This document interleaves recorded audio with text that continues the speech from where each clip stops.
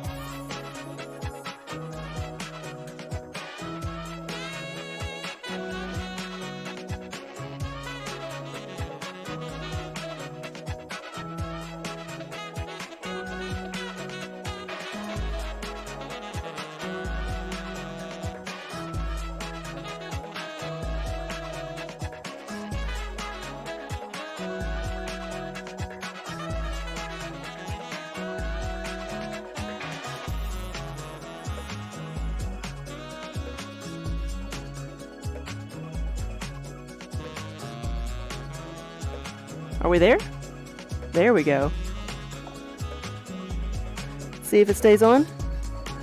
So there's a slight possibility that I didn't have it on. Slight possibility. I'd rather that than everything be dead, because that means we would have like bad batteries. There we go. There we go. Pro streamer. Pro streamer.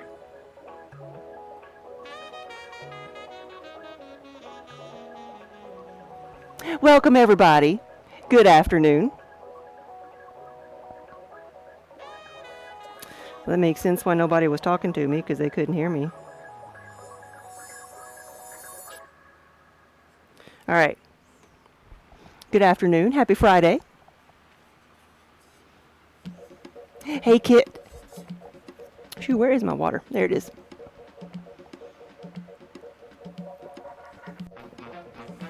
Hope everybody's had a good... Is that better? I did forget to adjust the mic.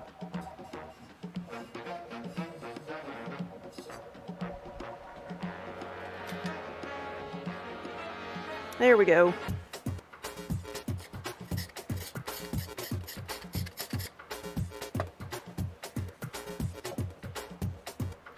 I am getting ready for another glaze today, and one of the things that we do to get prepped for a glaze, each of these pieces has been fired once, and we have put black glaze in the medallions and then wiped it away to show whatever graphic or text we have there. I'm putting wax on this and on the bottom and signing everything, stamping everything with our logo.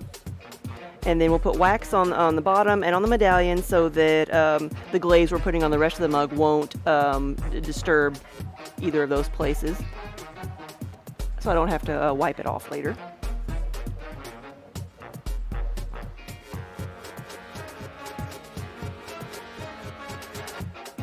We added food coloring to the wax. The wax comes clear. And we got purple food coloring. We actually found purple food coloring, but it actually ends up turning more pink than purple, but it works.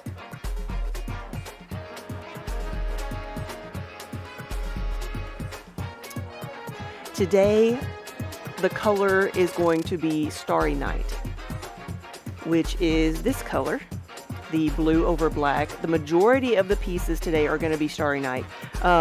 Everything is going to be glaze solid black first, and then we will layer different colors over them, but the majority of things are going to be blue. We're going to be doing, like I said, Starry Night, the Arizona Sunrise, and the Bloody, the red over black, which is what those F-bombs were.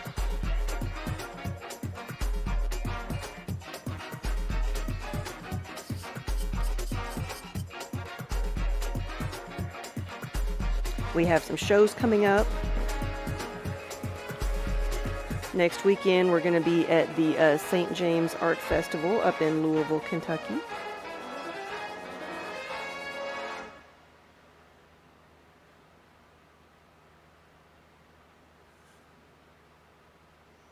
It is one of the few outdoor shows that we're doing. So I pulled out the tent today to make sure we had everything we needed, that we hadn't lost anything in the past year, because we really only used the tent in October for the St. James show and then for one other show.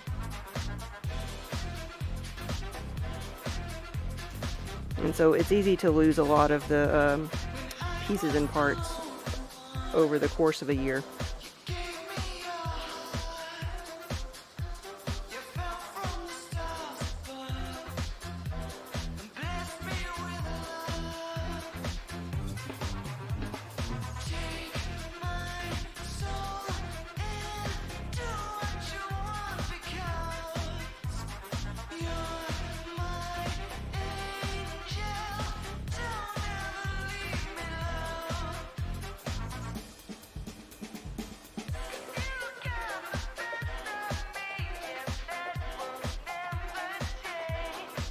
There we go, the F-bomb. And I'm doing, normally like we put the glaze in here first before we put the wax on. This is going to be, since it's going to be solid black, and it's going to be, and it's a big like open graphic, I'm just going to like dip the whole thing in black and not have to worry about doing it twice.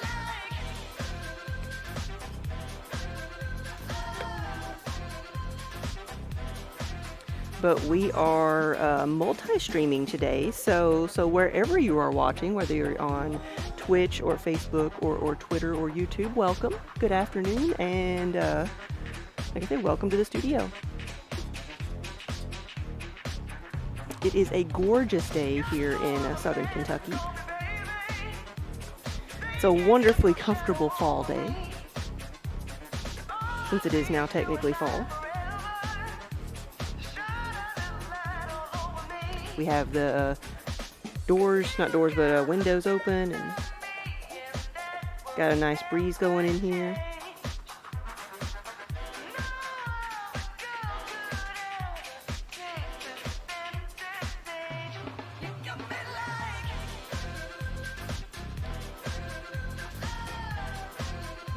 Oh no.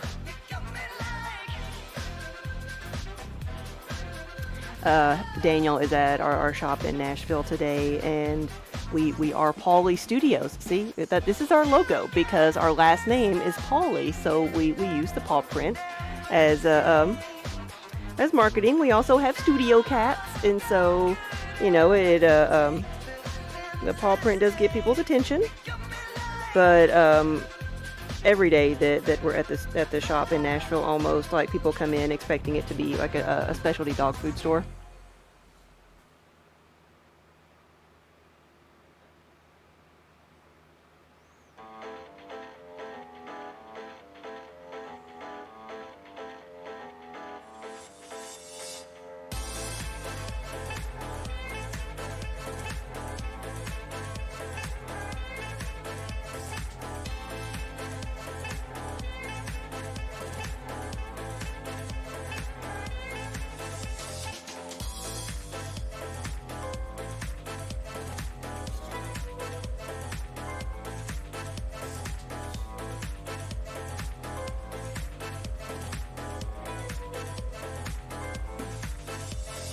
I don't know where Kiba is today. Thought I felt him brush up against me, but it was only a fly.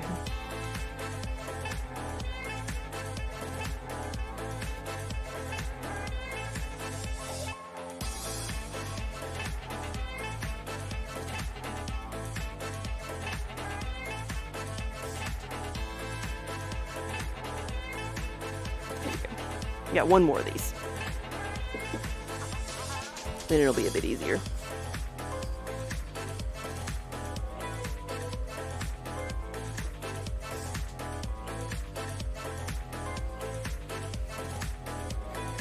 But I can fire over 100 pieces at a time, depending on which pieces I'm glazing. And for the mugs, it's I can fit almost exactly 100 of this size of mug in the kiln. I don't always do that. I usually like mix up a bunch of different items depending on what I have on order. But still, we have to prep a lot of pieces all at once.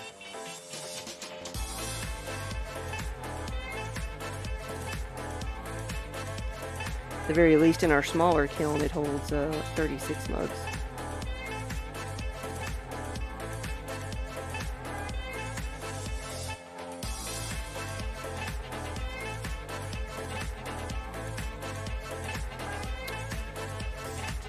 This one is just horrible. I'm messing up.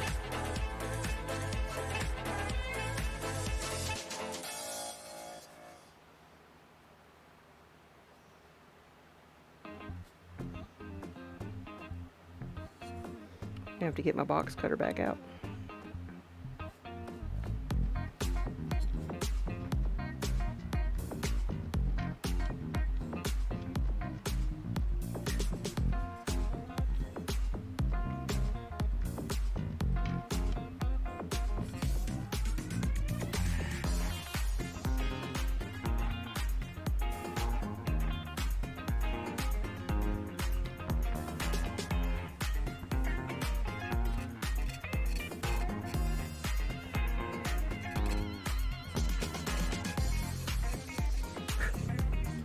For anybody who says that you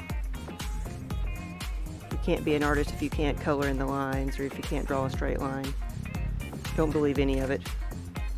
That's what rulers are for.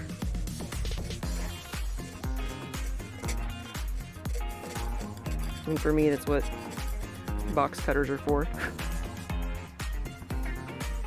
At some point, I might get myself a little X-Acto knife that's less awkward.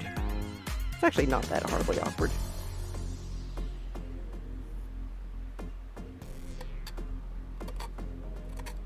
It's got a good weight to it.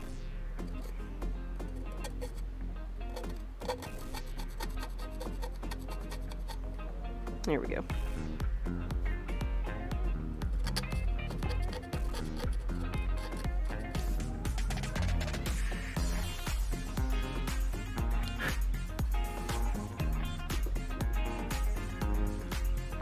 So we have all different kinds of mugs. We have some mugs that are like Kentucky themed, and then we have a lot of the fandom mugs like this one, which is based on the current Doctor Who, the female Doctor. I think she's still current, isn't she? Anyway, it says a woman's place is anywhere she wants in time and space.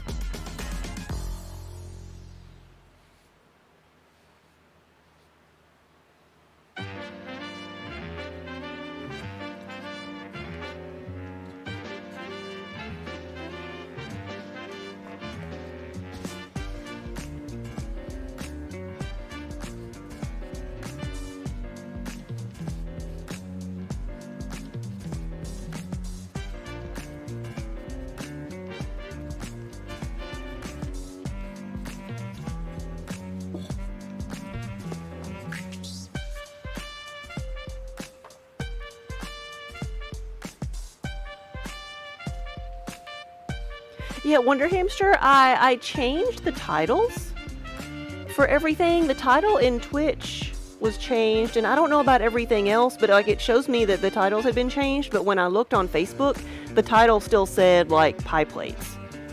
So I'm not sure if I'm gonna have to go through and do that individually and change it. We're still new to restream. But I am glazing pots today. We're having a glazy afternoon here.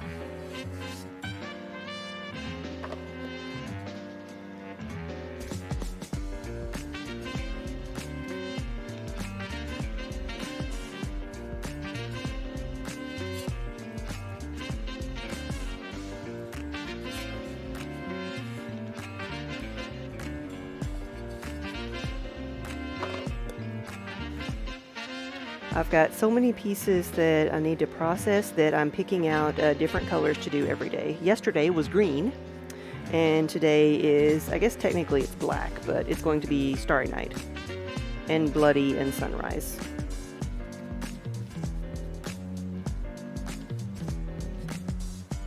And Sunrise involves the color pink, so I've got some orders for some solid pink things that might end up killing with them.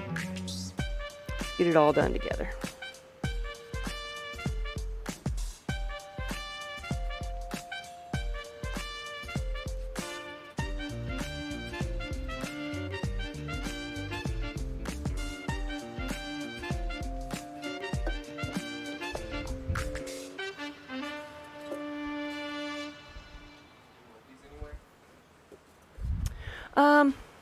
I'll take them now, but I'll just set them over here on the table.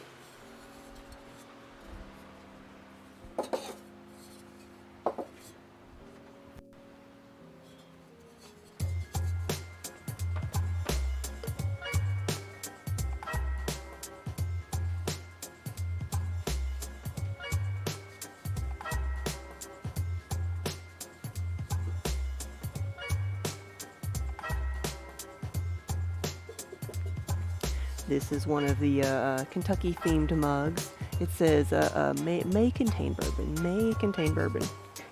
We do not judge.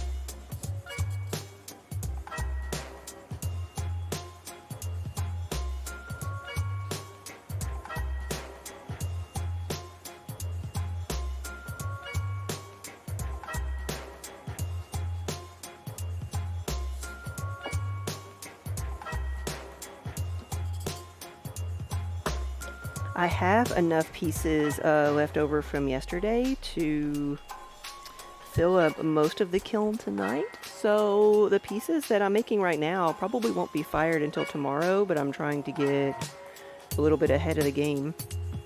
Have a lot of things prepared.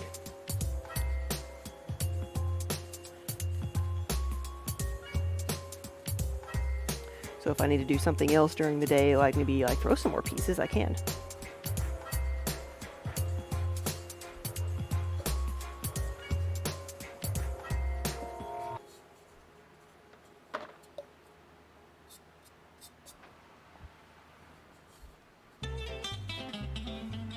Blood and bloody ashes. Guess what color this one's gonna be? Anybody recognize what this is from? What book series this is from? I had thought to do a series on like curse words from different fandoms, different book series or TV shows, the different euphemisms.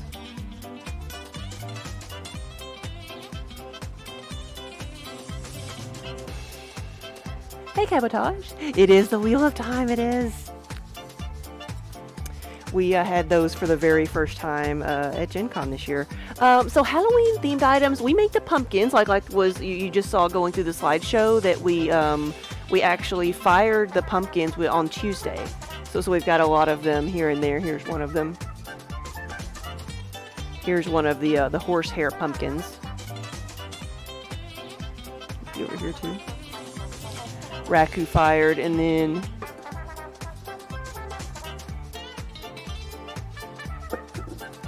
this is the one that I've just kept over here. It's the one I keep showing, but we're gonna have both the horsehair and the copper ones at the St. James show this next weekend. So we have some of these guys. That's more what I would consider fall decoration rather than specifically Halloween.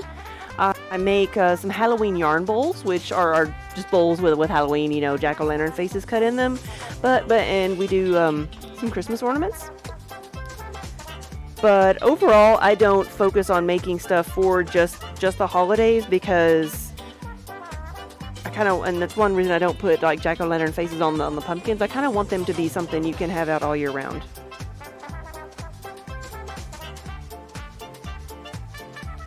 So for the past couple of years, I have made like some snowman nesting bowls, and they've been fun.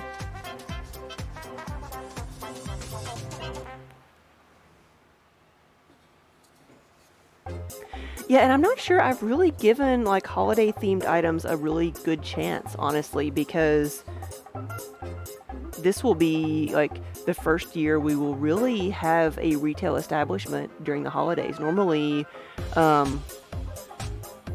our shows are done in October, so we sell our Christmas ornaments, but the November and December, like we don't really, that's usually when we're producing online orders, but not really doing like in-person shows. Crazy Girl Emmy, hello.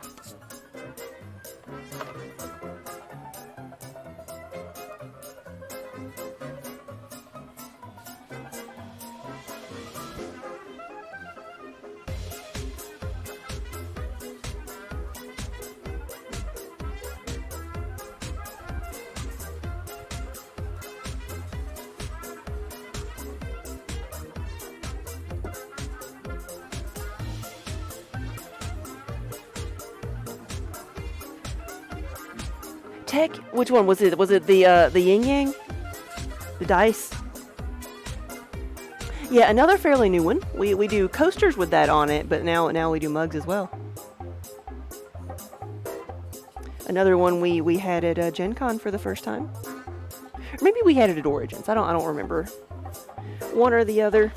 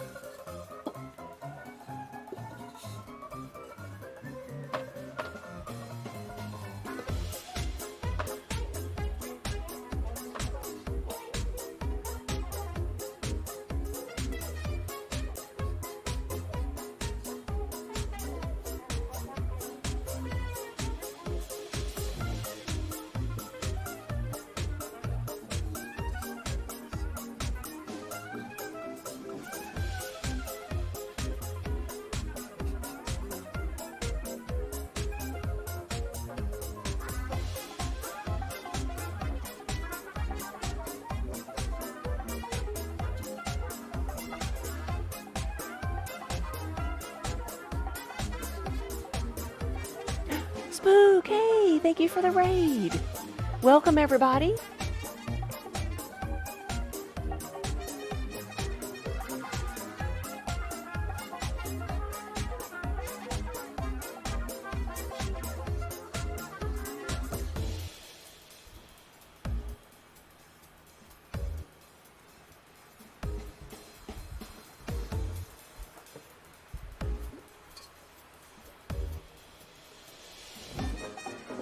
Here we go.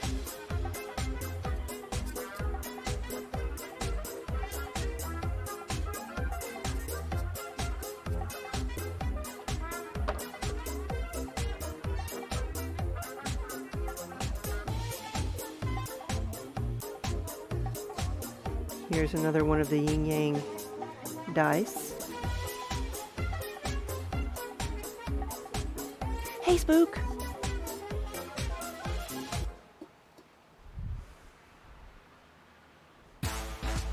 Thank you again for the raid. What were you working on today?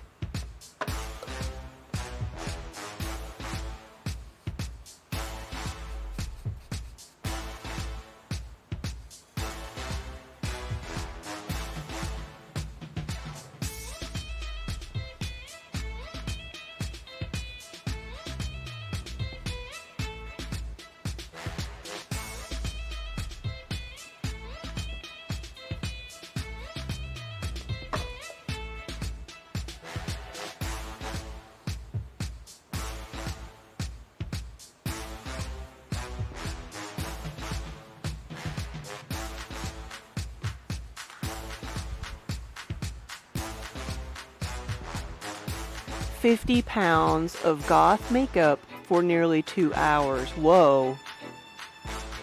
Need to go back and see this. Or so were you streaming putting it on?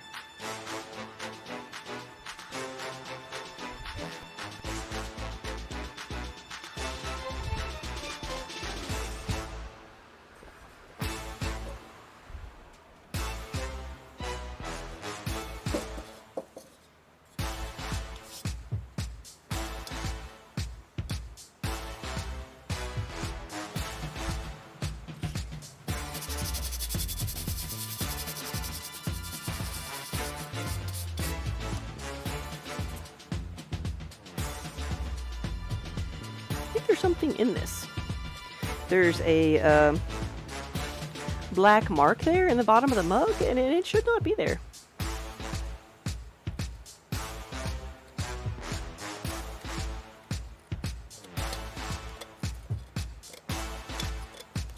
So let's poke at it for a bit and see what we get.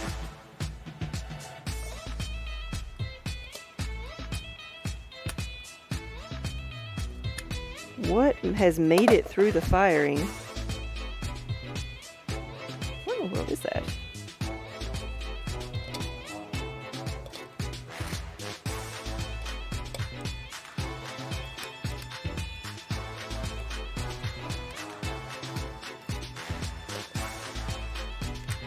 This is kind of scary.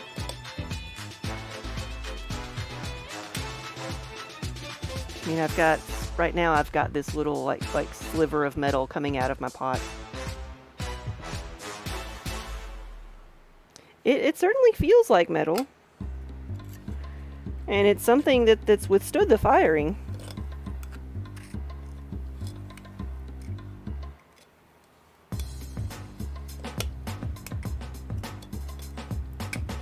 Oh no, where'd it go? I wanted to see what it was. It was a sliver of metal. I don't know if maybe it used to be a staple or something. I don't know. But I'm not going to fire that one now. It's got holes in the bottom.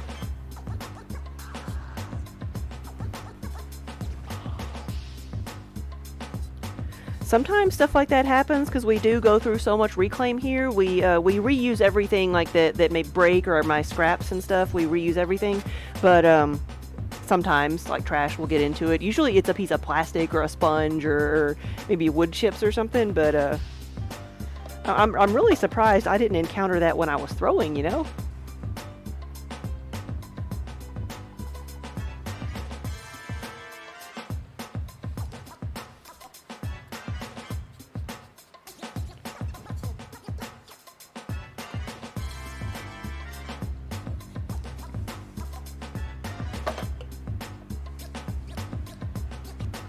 Yeah, it might have hurt.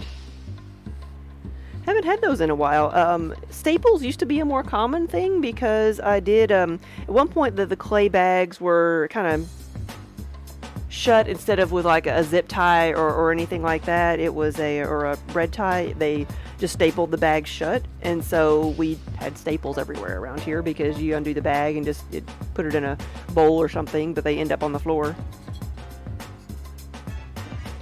So the sharp metal objects used to be a more common thing.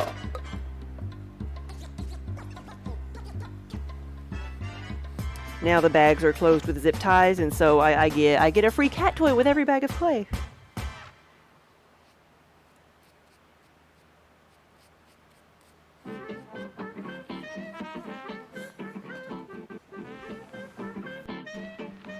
Is that what you saw, Take? Yes, you got one of the Wheel of Time mugs.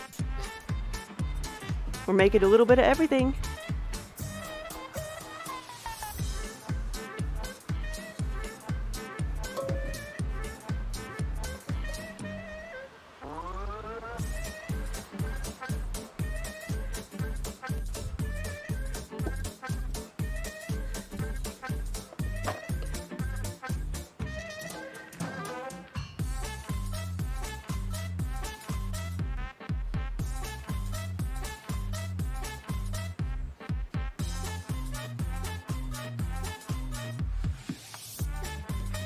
So I'm going to make a bunch of these. Y'all need science. And then we have some others that say, y'all need Jesus. We got mugs for everybody.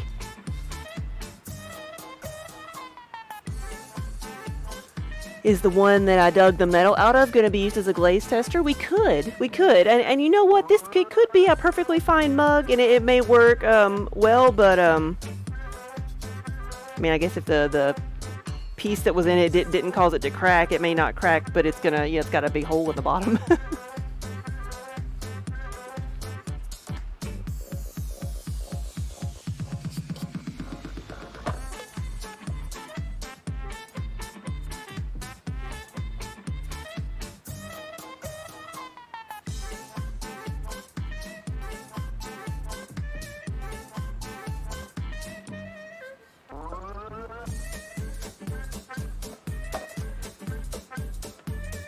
But yeah, welcome everybody. Happy Friday.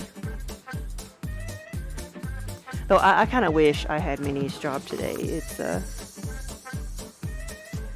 I know it's a hard life being a studio cat. Convincing all the neighbors that you're a stray, even though you have a jingly bell collar on.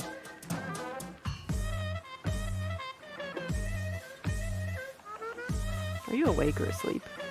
She's doing that creepy thing where her eyes are open, but I think she's asleep.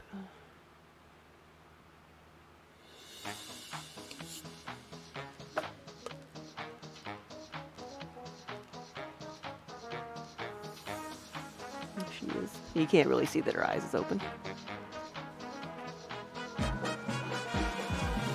But she's like looking straight at me, but I think she's asleep.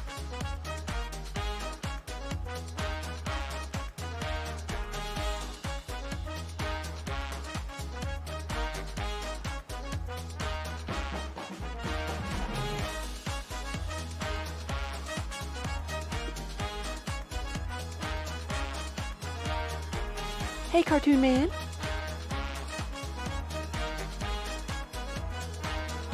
Oh, Cabotage, your cat does that too. You always close them because it is kind of spooky.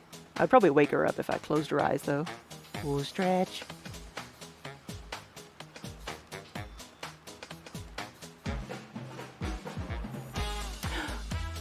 Bun Club. You used to be Paint? You changed your name. Let me some more.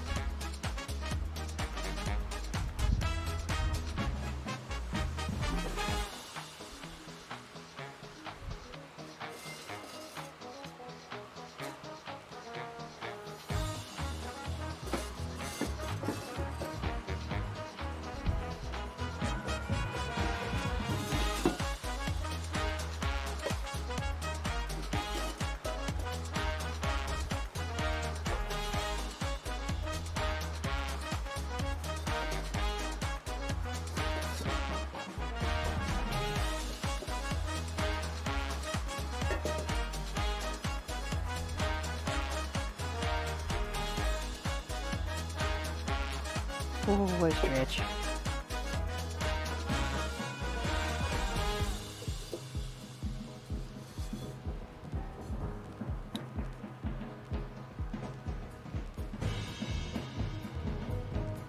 Oh, okay, so you just have more than one account. Gotcha.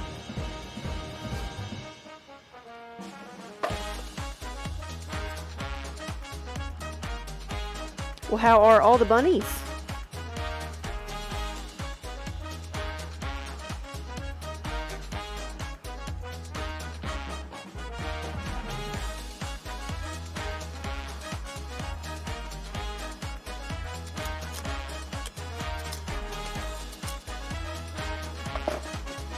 Here's the one that says, y'all need Jesus. And you gotta say it like that. You gotta say Jesus. 2 hours to put on, 3 minutes to take off. Oh, I bet you feel so much better now.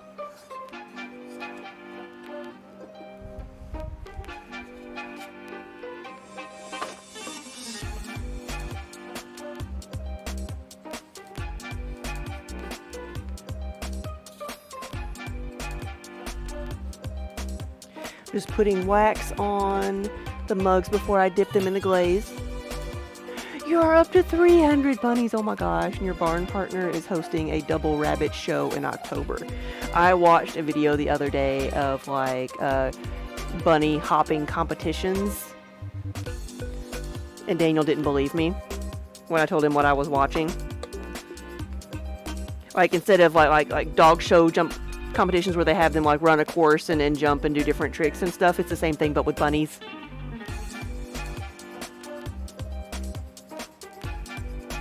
It really doesn't take much to amuse me.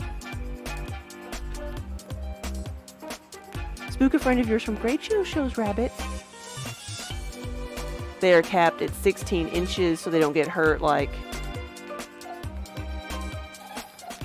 16 inches like is the height for them to jump.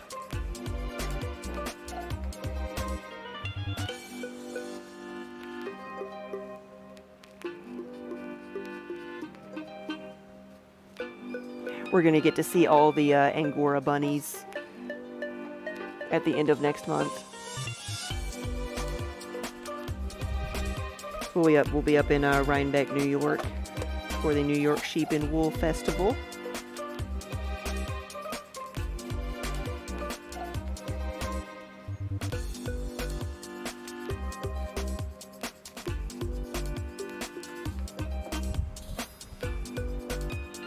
Oh, really? Your aunt lives up there? Yeah. Do you think she goes to the festival?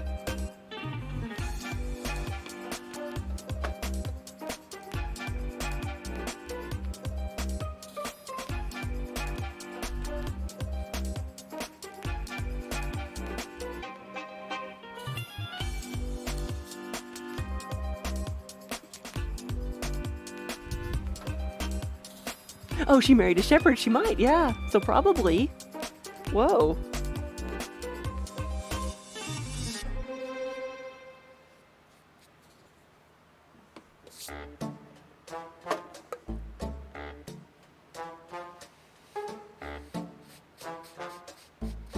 Sure, they might even be a vendor then.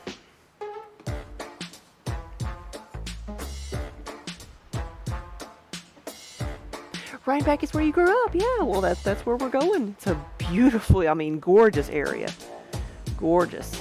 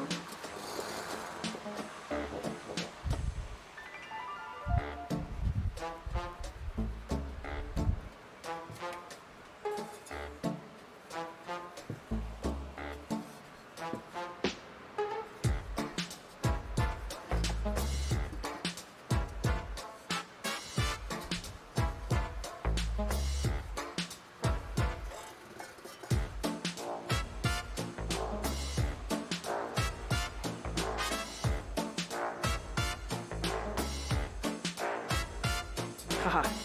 Didn't drop a thing. Poughkeepsie. That's a fun thing to say.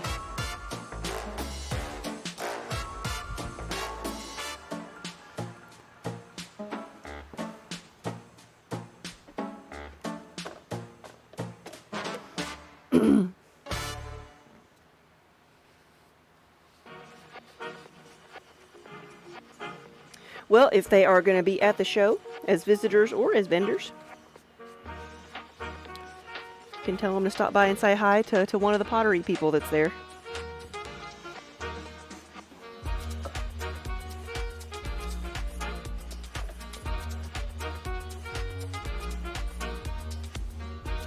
We have an outdoor tent,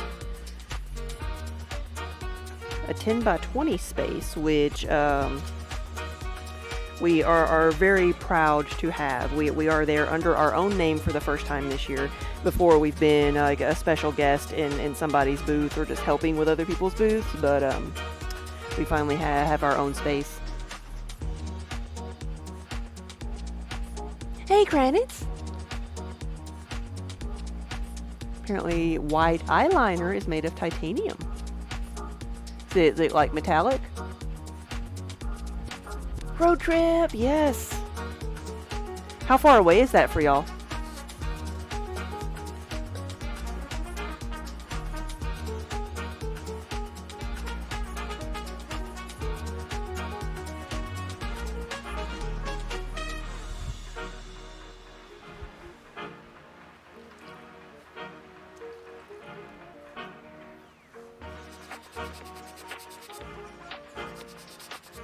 I'm trying to remember. I think it's like 14 hours or so for us.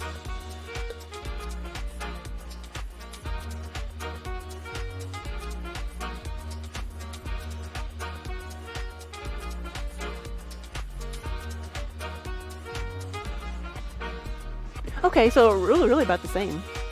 13 hours and 8 minutes. Here's one that is new to us this year. Technically, alcohol is a solution.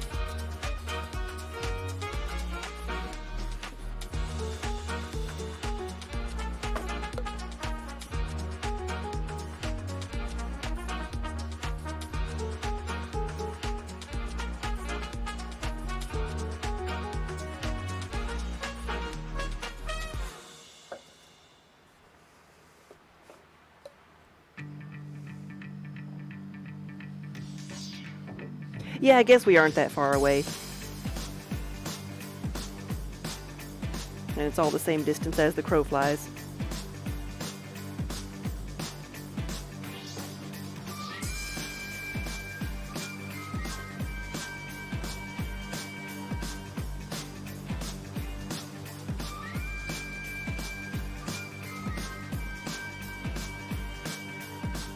Emerald Fox, you're building another commander deck. Ooh.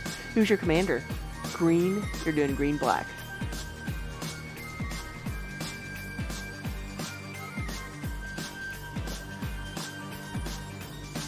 I may go ahead and start glazing some things. I've got more pieces that I will want to put wax on, but I can at least start putting some color on a few of these.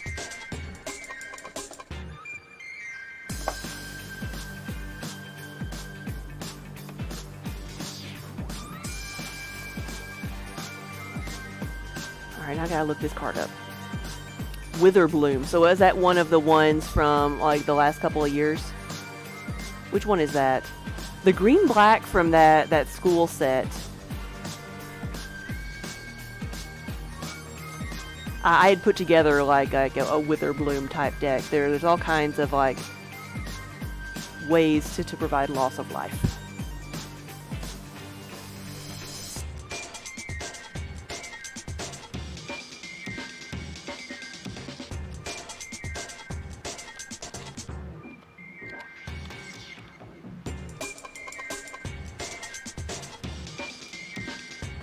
You know, I don't know if there's going to be any arena, Magic the Gathering arena stuff at TwitchCon. I haven't seen, but I haven't looked really hard either.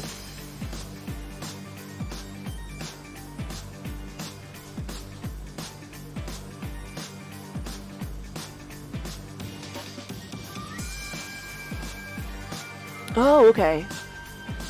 The dragon.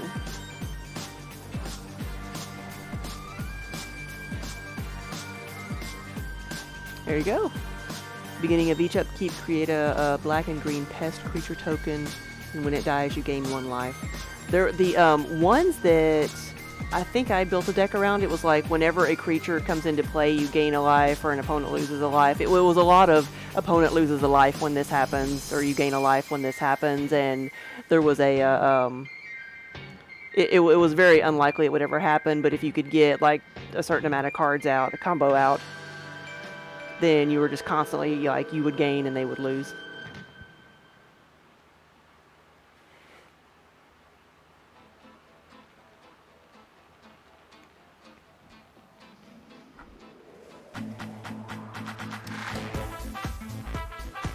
Annie.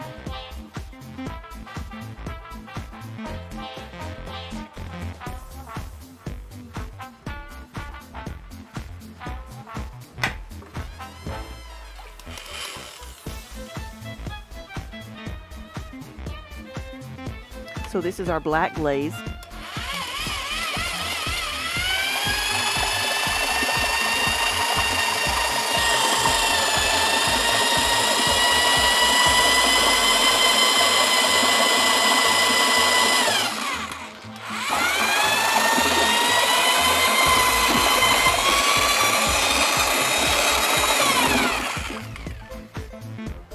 Yeah, one of my husband's favorite decks, Daniel's favorite decks is Dredge, which was I believe the mechanic first came out in the original Ravnica block. I believe that's where, anyway, that's where Life from the Loam came from, I think.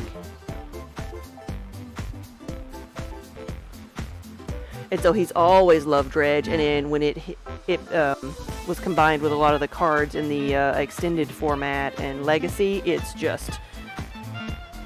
like a turn 2 kill or whatever with the combo, which is why most of the pieces of that create a Dredge combo are now banned.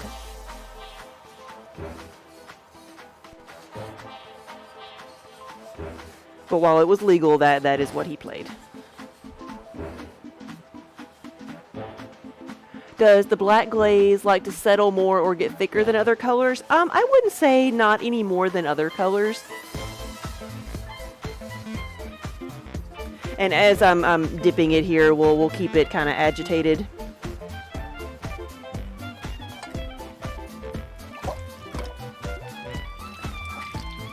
But every so often I will have to mix it up again. This is one of the opulence glazes, manufactured down at Mid-South Ceramic Supply in Nashville.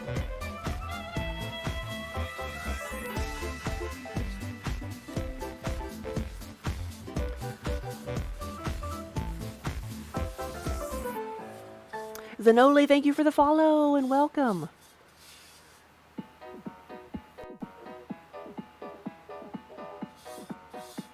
Hey Goose Tea, good afternoon.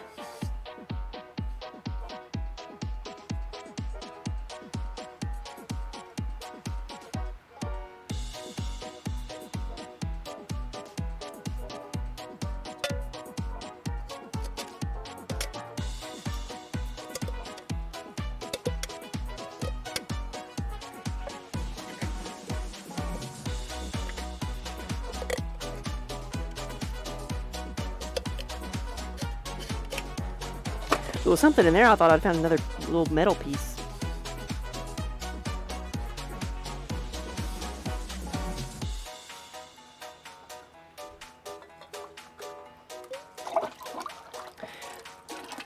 But yeah, Magic the Gathering is my game of choice. I haven't got to play it like in several weeks because it's been so busy.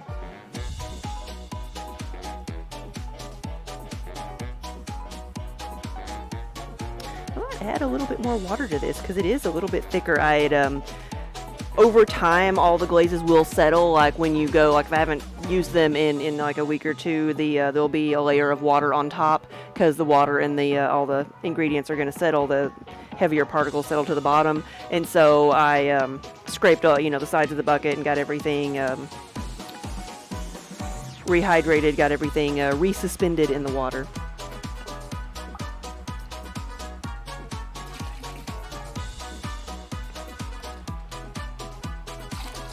Let's do that and mix it up again. Move this before I knock it off.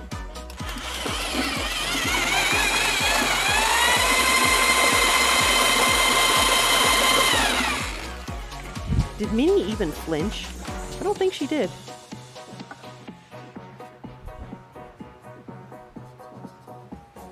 I am making my own little potion glaze, yeah.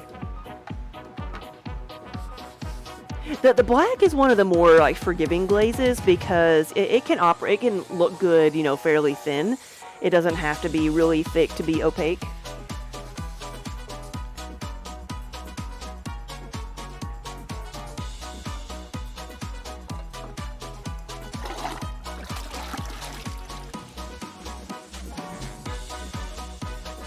Yeah, that looks good. Like some glazes, they have to be nice and thick or else they don't look really good. Maybe they change colors. But this one, if it's, you know, thin, it'll still look good. This is black. A lot of these pieces are going to be Starry Night or the Arizona Sunrise or Bloody. These are going to be Starry Night.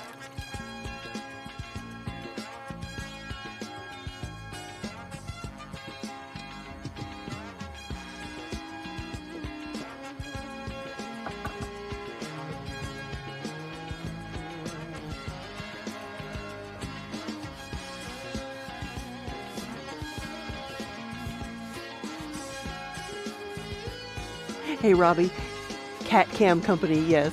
And you like the Twitch pillow too, yes. It's just Minnie, I could give her the Twitch pillow to lay on.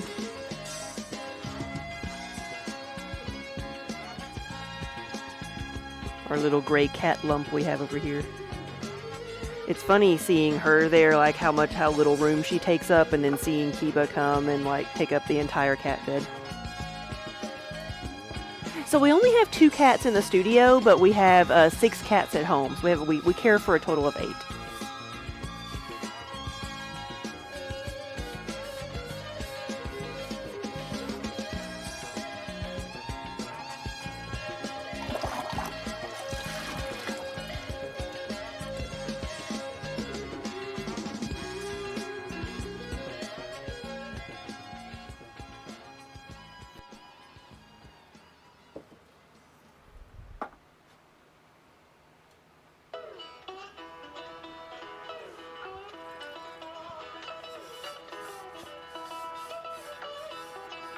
What do you mean you found Kiba?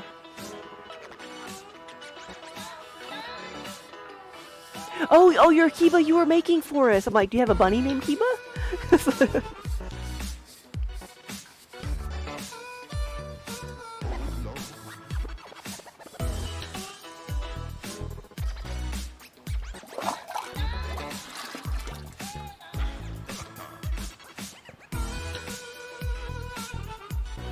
But yeah, this is the solid glossy black that I've got here. It is the bottom color that you see on this cup, and the top color is the blue, which makes this the Starry Night glaze.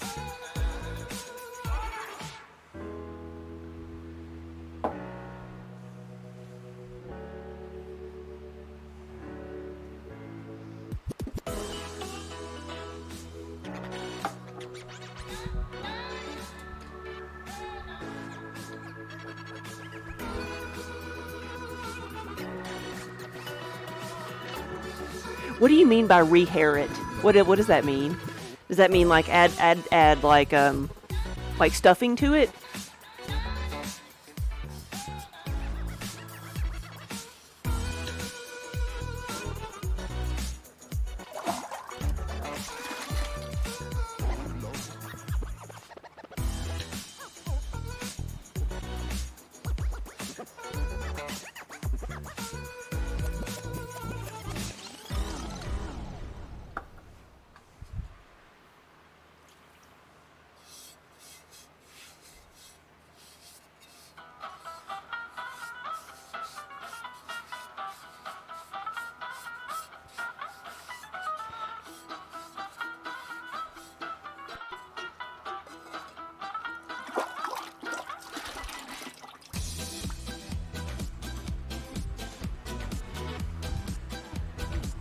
Missed a spot on the inside here.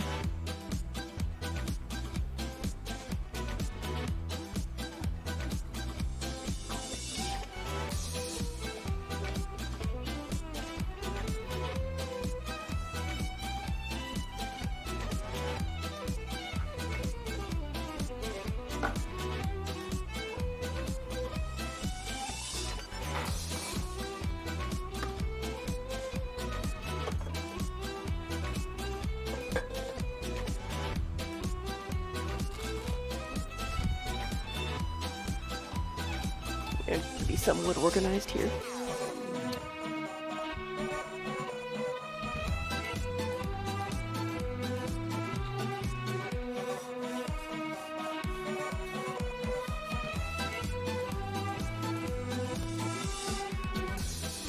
Control, hey, thank you for the follow and welcome.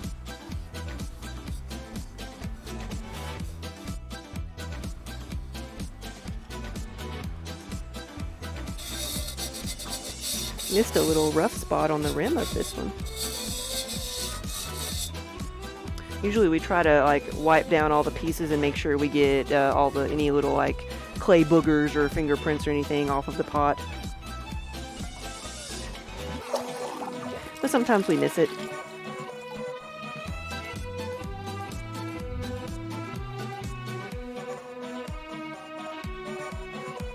Blood and bloody ashes.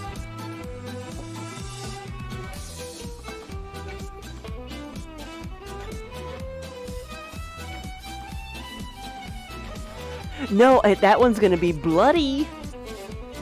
It's going to be red over black, which we call the bloody glaze.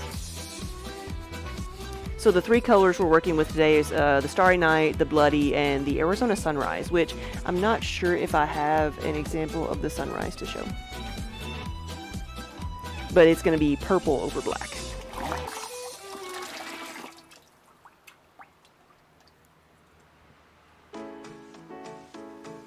You need one of those too? They are on the website.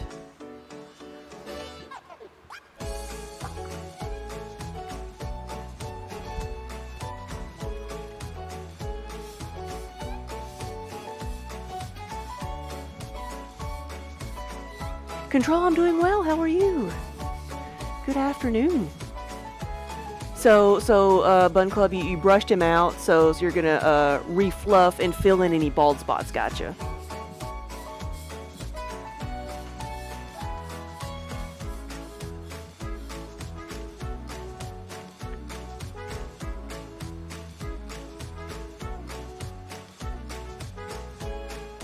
A sword, a shield, and a helmet for who? Shipping is crazy. Where you've already been to one of our shows, haven't you? Are you in Indiana?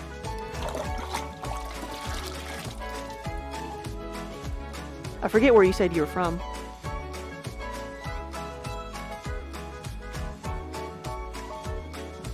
Oh, you're in Canada. Okay, now I remember. That's right. Because you were about as far north as we are south when you went to Gen Con.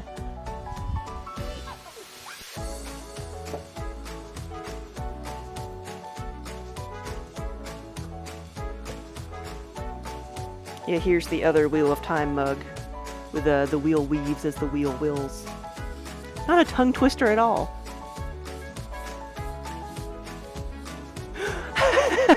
That's right. The pink, I was like, what's the pink slime? He needs a sword, shield, and a helmet to drop down to pink slime. Yeah. So, Kranitz and Paint actually have been to our studio here. They have been here and they have got to meet Kiba in person and Minnie. I don't know if you got to meet Minnie or not. I don't know. She can be kind of skittish. But they brought some handmade cat toys for Kiba. And what does he do? He bats it immediately into the little hole we have in the floor. Because our building here is like 140 years old. It has, it was built in 1878. And when we got it, we pulled up all the carpet and stuff. And we found the original wood floors. And the original electrical outlets were still there. But they were just, they had cut out holes in the wood floor for the original electrical outlets, and we just, you know, took those out and just left the holes in the floor, so they're little rectangles. And there's no telling how many of my tools are underneath the floor. Now I can go down there and look, but it is very scary down there. It is where the furnace used to be, and the coal chute.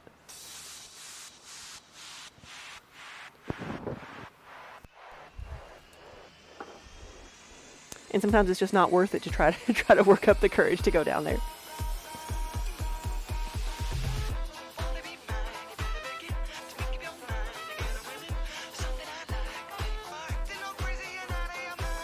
Right, the pink slime will protect them. It's probably got a little fort built. Yeah.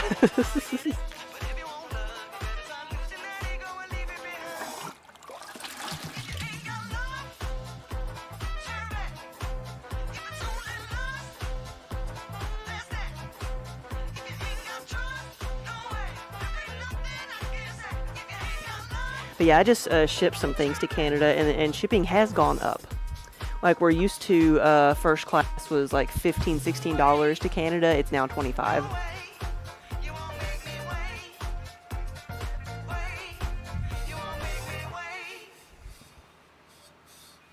Are these going into the kiln tonight? Some of them will, probably, but I do have most of a kiln load already done and ready to go. So these may not get fired until tomorrow. But that'll give them plenty of time to dry out.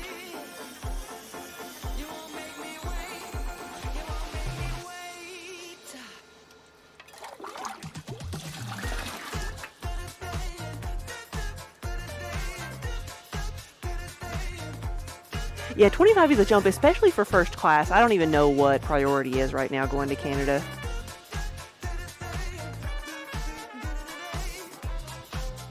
But it may be one of those things where, like, oh, if priority is only $30 versus $25, it's much better to go priority because you'll get it faster and you actually get insurance and tracking and all that.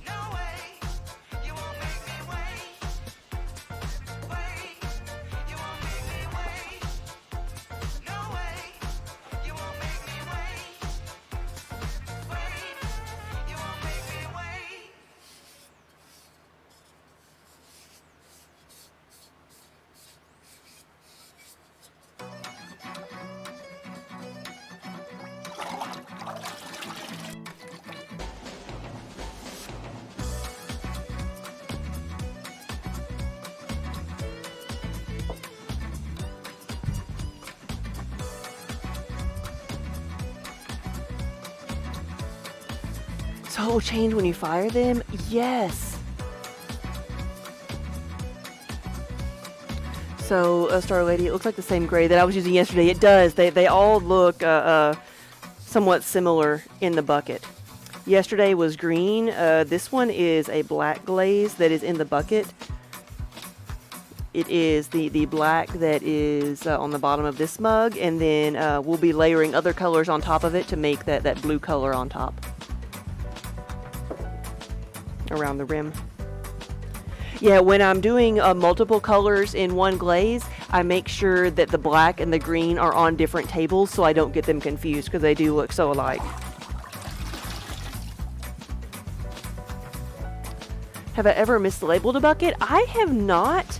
I have once, like if I put them too close to each other, I have accidentally like misglazed something because I thought I was picking up something green, but it was actually black.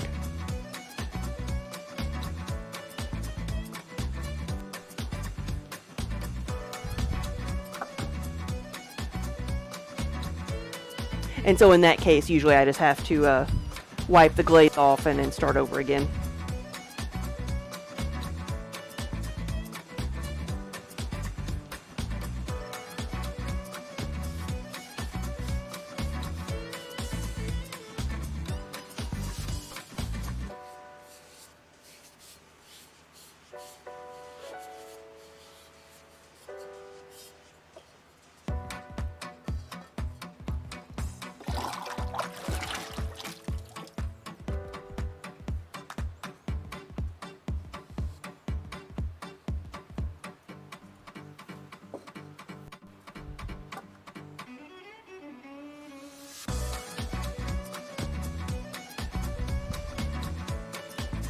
Can I just rinse it off? Yep. Just a little bit of scrubbing. It comes right off. That's because the glaze is not stuck at all.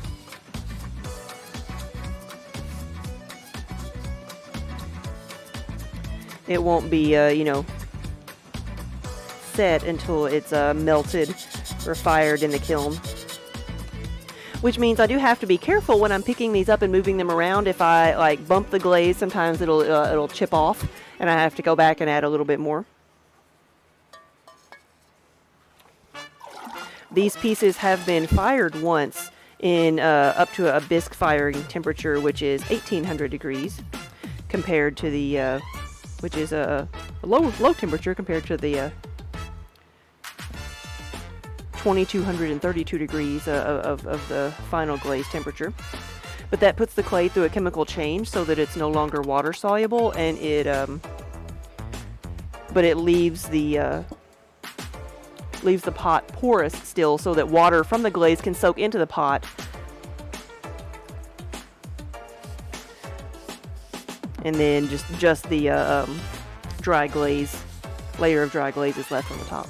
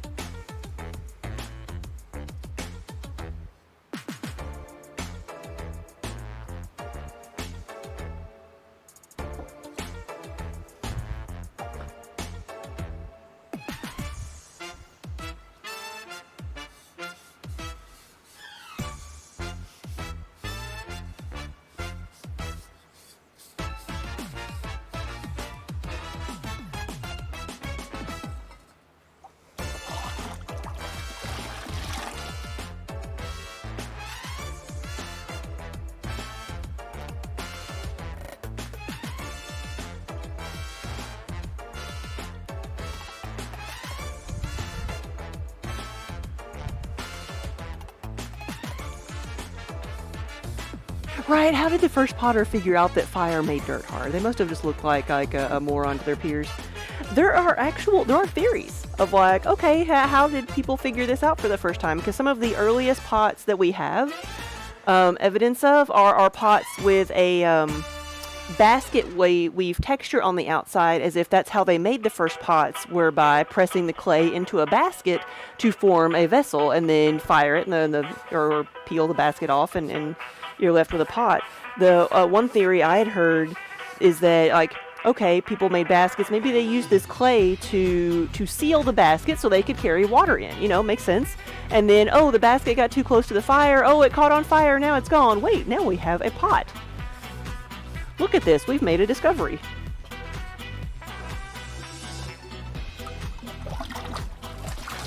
So that's what some people have speculated on how the first pots came to be.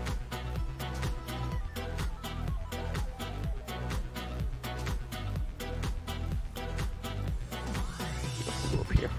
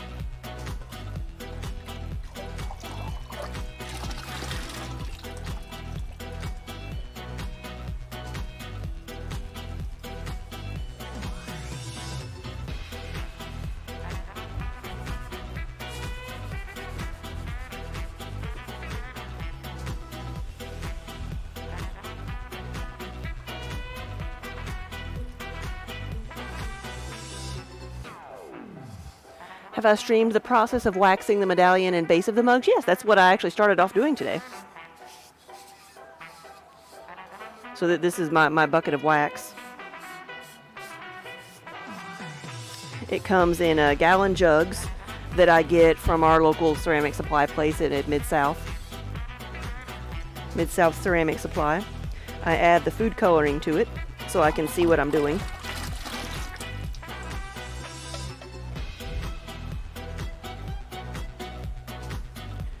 Yeah, Star Lady, yeah, you're learning to card weave, which is a very old weaving technique to make a narrow band. There's there's ancient sites and archaeological sites that have remnants of these, and from modern day historians have figured out the patterns for them. Whoa.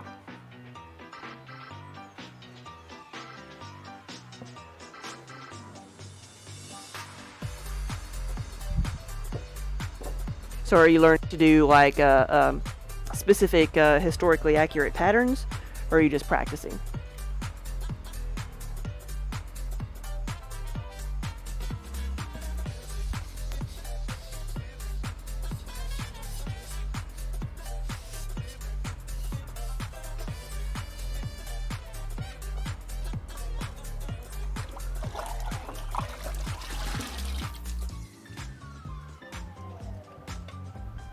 One of the sites was a shipwreck.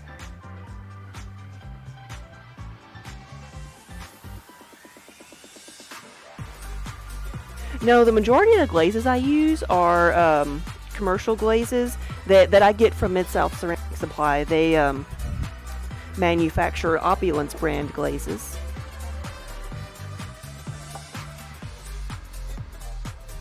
And so it is a fairly local company to me, and their product works very well. The colors that I make myself are the jade and the iron and the red. The jade and the iron are some of the colors, or two of the colors that I started off with. So when I first started, kind of set up my own area. Because it's a rule of thumb as a potter, studio potter setting up, that if you're going to make a lot of things, then have maybe 2 or 3 colors, and that way you can mix those and blend them, and then you've got a consistent body of work. If you're making lots of things, have just a couple of colors. But early on, we started doing wholesale, and we were making primarily one product. So we played around with different color and patterns. And so that's why we have a wall of color, and we ended up with all the colors, and then we started making all of the products again. So now we have all the products and all the color. They had a shipwreck, and not only did they have the textiles, they had all the tools. Whoa.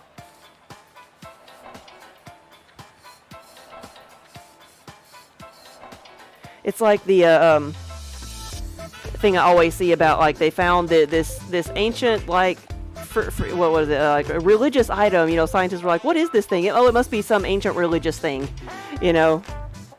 And somebody's like, and apparently it was for making fingers on gloves, and people are like, no, this is what it is. They look exactly the same today, except they're made out of plastic. Or ancient archaeological sites that have leather working tools that are the exact same as leather working tools today.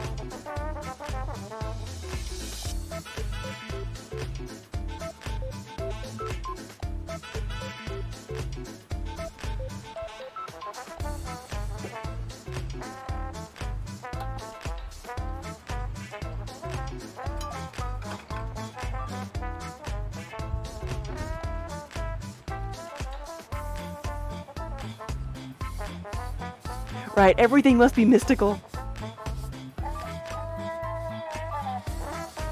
Ancient religious item means I don't know what this is.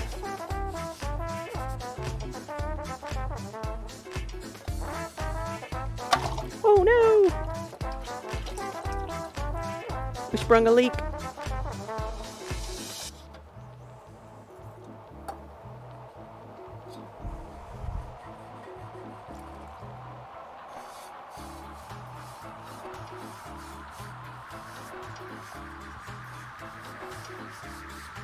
Yeah, a lot of crafts haven't changed much throughout the centuries, just maybe more efficient. The, power tools make things more efficient. No, I broke the pot. The tongs broke the pot, so. put a hole in the mug. There must have been a little like air bubble or something there.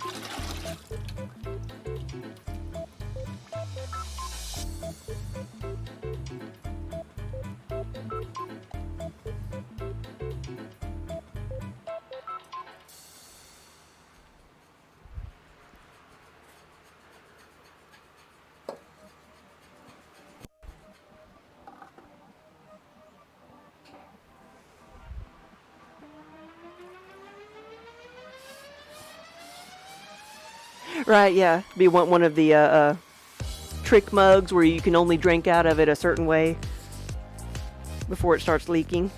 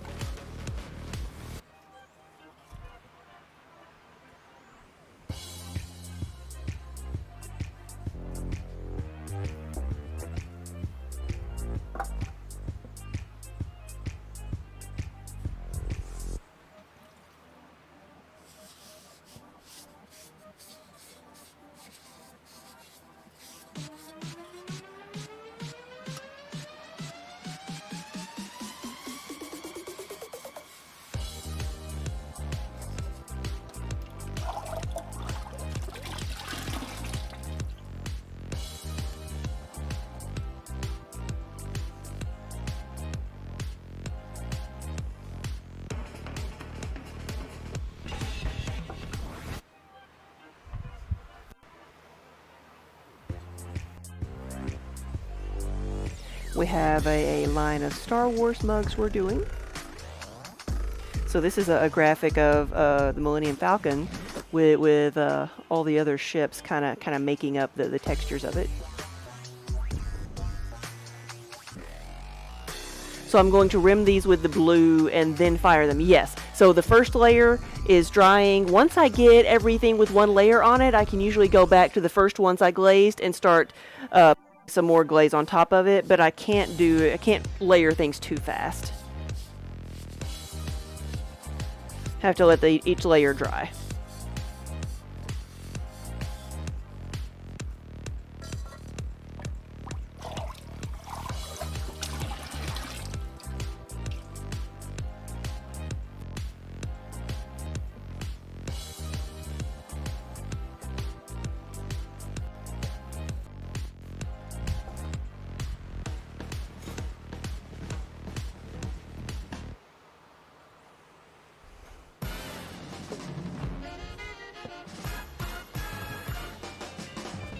Elder Cheese, thank you for the raid. Welcome, everybody. Cheesiness is always welcome here. Hey, Elder Cheese, good afternoon. How are you? What were you working on today? Today I am adding color to the pots by the oh so meticulous technique of dipping them into a bucket.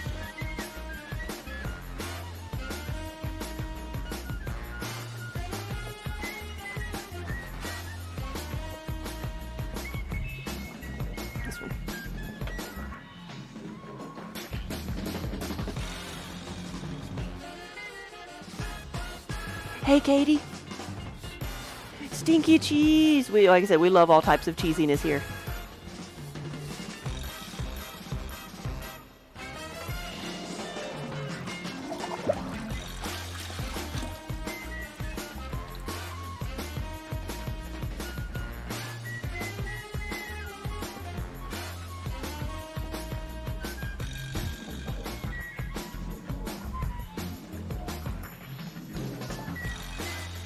There's a twist and a flare, yes.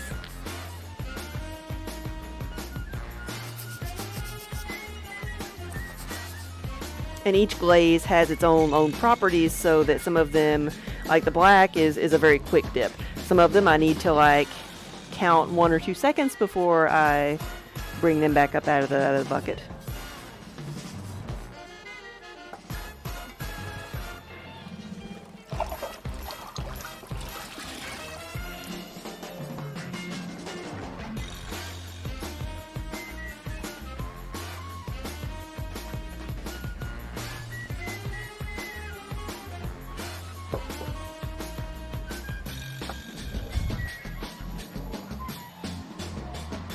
This one is going to be solid black, but it says, "May the Schwartz be with you." How long do I usually let the first layer dry? It depends on the weather, but it needs about an hour at least, just to make sure it's air dried. Because if I start layering things too fast, the second layer, the moisture from the second layer is not going to have anywhere to go, and it'll just start like peeling everything off the pot, and then I've just got to start over. So, got to learn to be patient.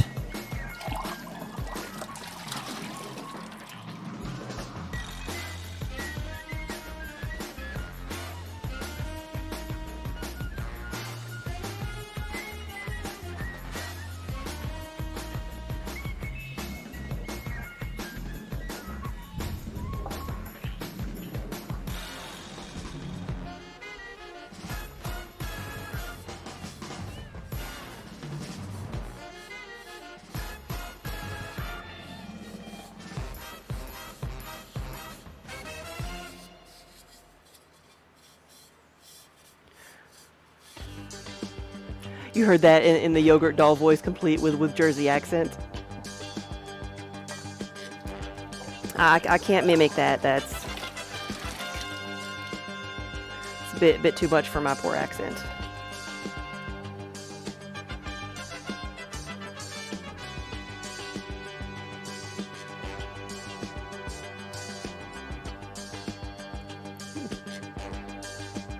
I think it's time to mix things up again.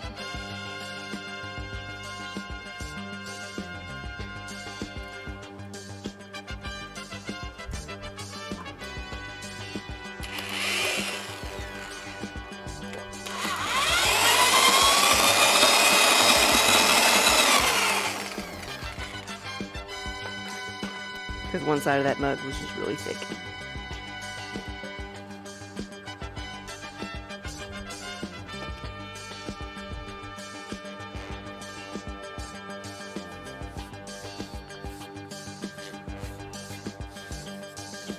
Yeah, these guys, most of them, actually the one I just did, yeah, was this exact mug, the May the Force be with you, and it's going to be the blue over black, the Starry Night is what we call this glaze color.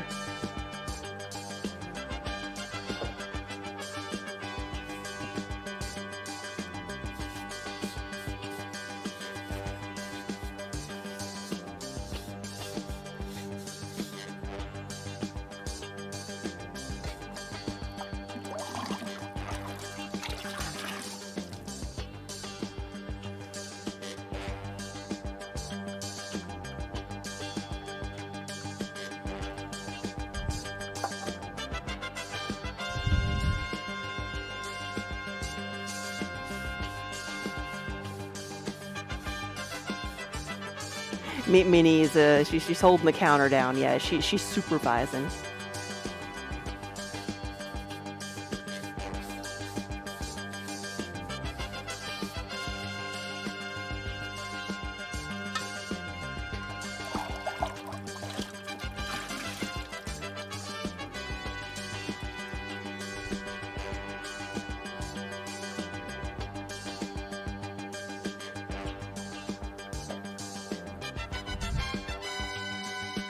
Nope, go over here.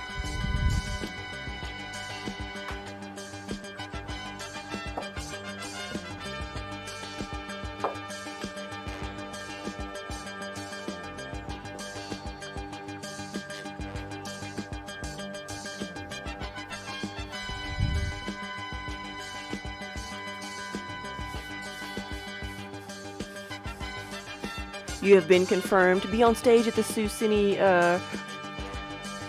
Renaissance Festival next weekend. Nice. What do you do?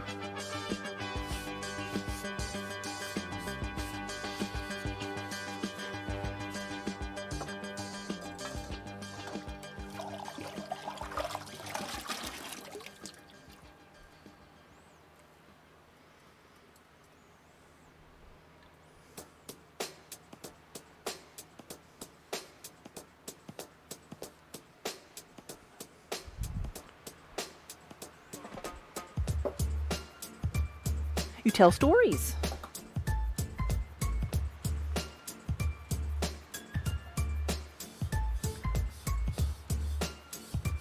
Mistress Phoebe, purveyor of tall tales and short stories.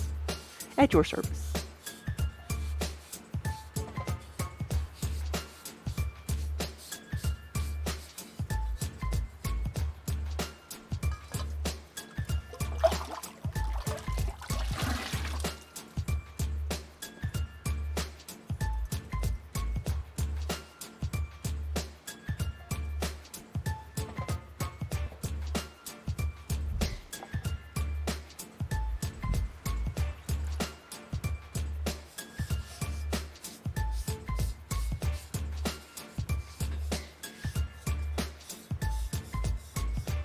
We've considered doing Renaissance fairs, Renaissance festivals and stuff, but we never have.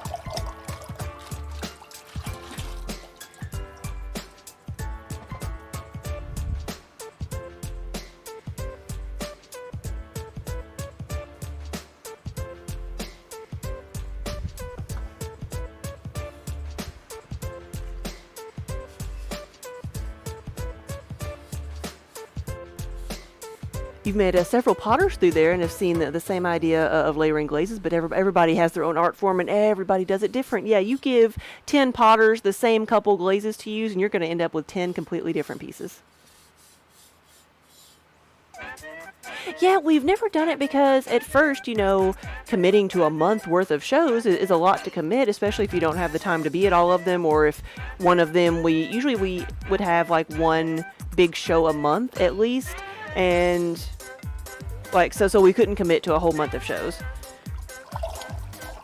Now that we probably could, we still have some shows, but now we've got the shop in Nashville and everything, so I don't know. I never knew how we would be received. The Tennessee Renaissance Festival, I don't know. It seems like it's more geared towards kids and like cheap stuff. You see some handmade there, but a whole lot more just, plastic magic wands for the kids and cheap jewelry.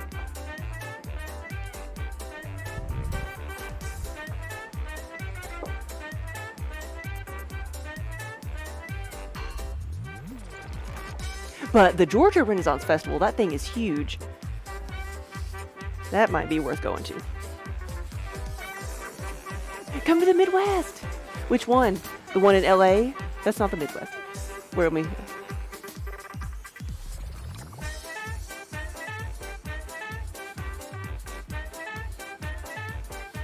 Bad Face, thank you for the raid. Or the host. Welcome, everybody.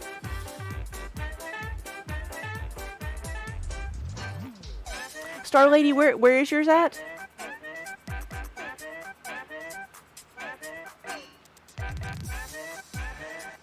Sioux City. Okay, Sioux City. There we go. Had to scroll back up and see.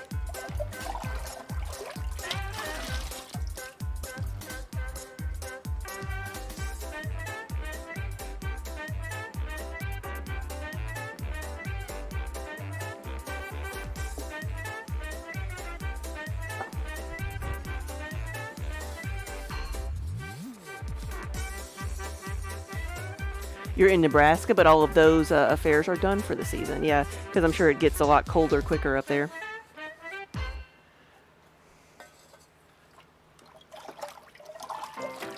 And that's the other thing. A lot of, for us, a lot of the shows happen in April and May and then in October. So, but that's also when a lot of the Ren fairs happen too. So it's like, I wish people would just spread things out a bit. But not every, I wouldn't want to sit out in a Ren fair in July in the South. So I don't blame anybody for not doing that.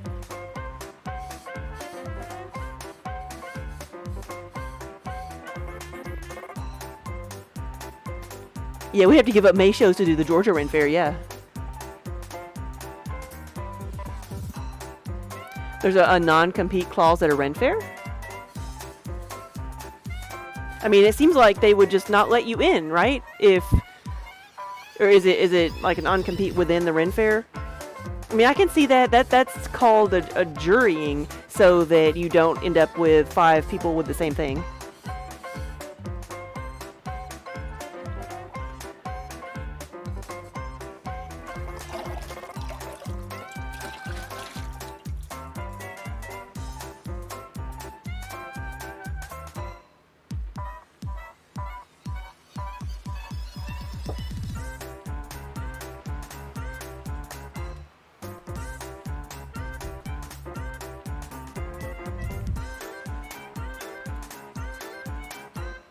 Oh, that you couldn't do another Ren Fair. Whoa.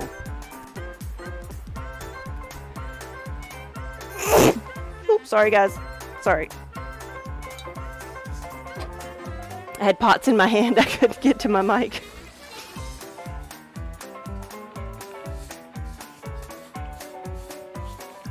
Thank you.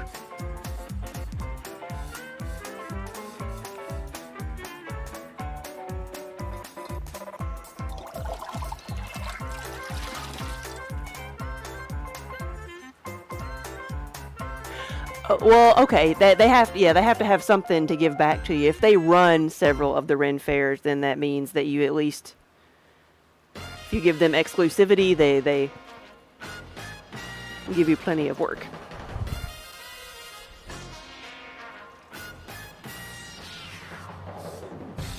I feel like having exclusivity used to be more of a thing than it is now.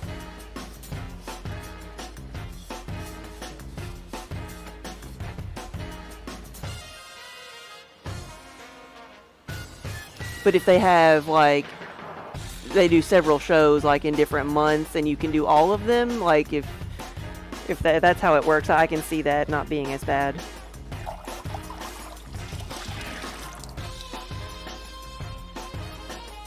But yeah, I've had stores say, like, oh, do you have any, can you, like, not sell to someone within an X amount of miles of me so I can have exclusivity, and really, like,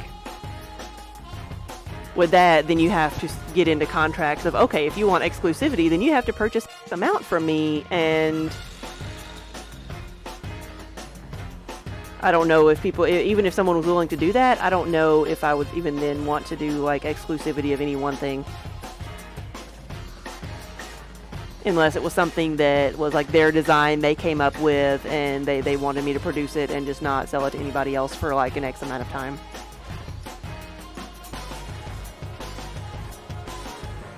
Yeah, he said you've learned a thing or two on contract negotiations in your time because you used to be part of a group. When you think of Ren fairs, you think of inclusivity and welcoming, and that seems like the opposite.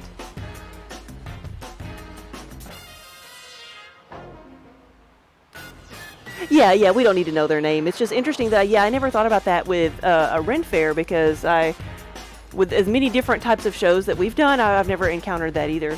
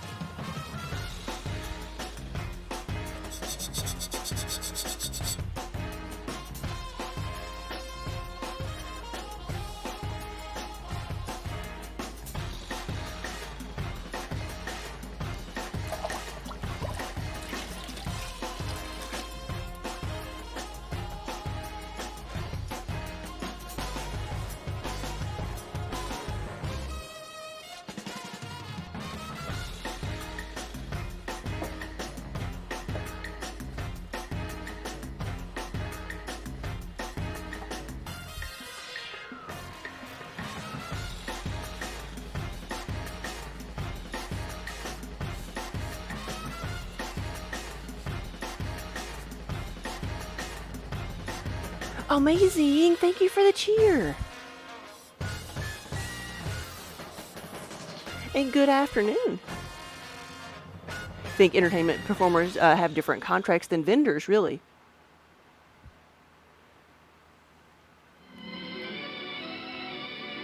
Is it Amazing? Is it Owie Amazing? Is that how you say it? You just started streaming pottery and then found our channel. Yeah, you love watching production potters. So, oh, they say we're so talented. Thank you so much.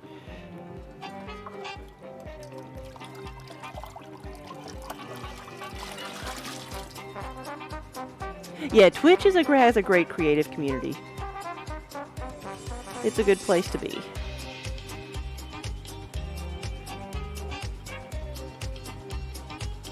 Owie, okay. I always like to ask.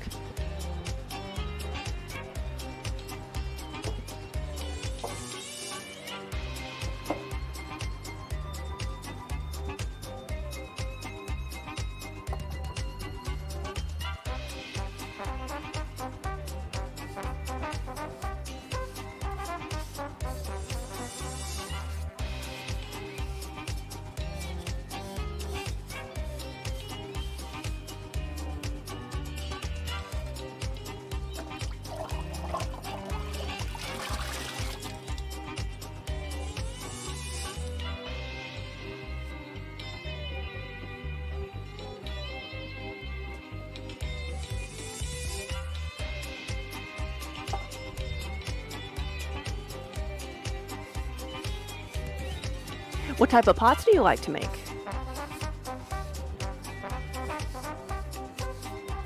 So as you can see right now, I'm getting ready for a glaze. Adding some color to a lot of the pots here.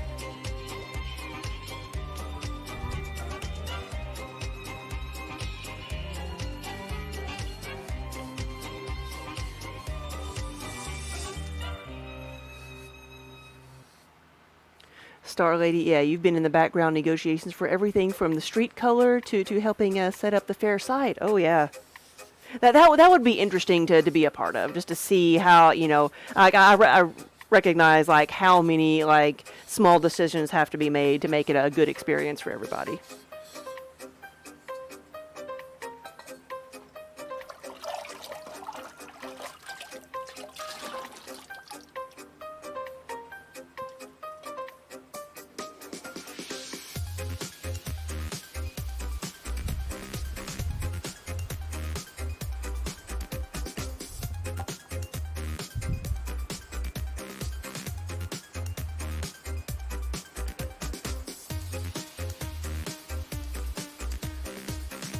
Vinita, Oklahoma. There's a fair run by some of your friends. Hey, Spock Jr., making some shinies. Yes, we're going to set some things on fire and hope that they turn out well.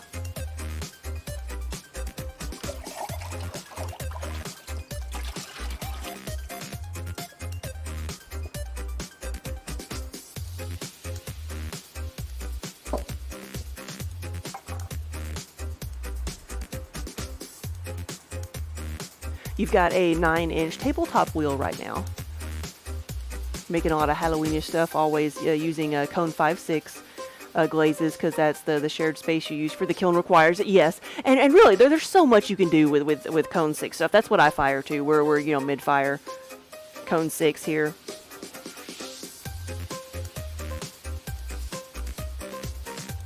You get with the electric kilns, you get so much more reliable results. You do, even though things can happen. I've had my share of disasters, but for the most part, it's much more reliable than the gas kilns, and for us, it's just more efficient.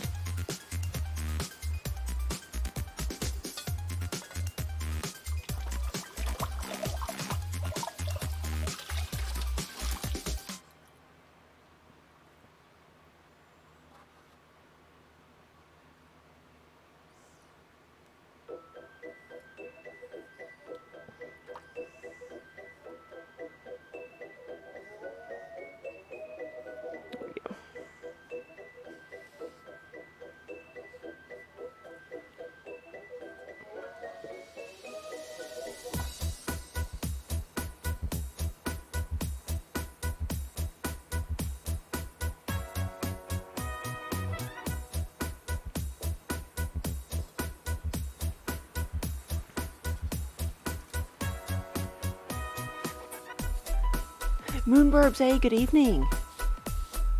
Yeah, happy Friday, everybody. Anybody got any plans for the weekend? I'm going to be here firing films nonstop because we have a show next weekend up in Louisville, Kentucky that will kick off our October show season.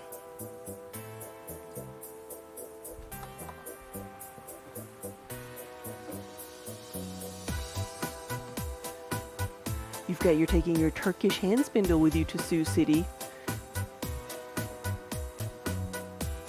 The storytellers spin yarns figuratively and literally. Late day today? Probably. I think so. Grab some of the ones that are like the Sunshine's Bright and do about like 6 of those. Yeah.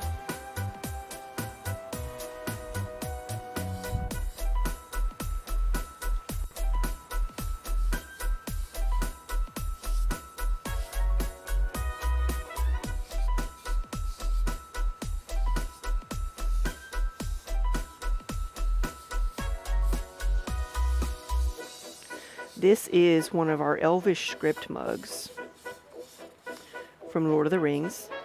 It has the Elvish script in a raised texture on the mug. So when I put the glaze on this and it fires, it's got wax on it right now, the white clay will show through the black glaze and it really looks like it's burning through the mug. No, I have not seen episode 5. I have not seen episode 5, just 4.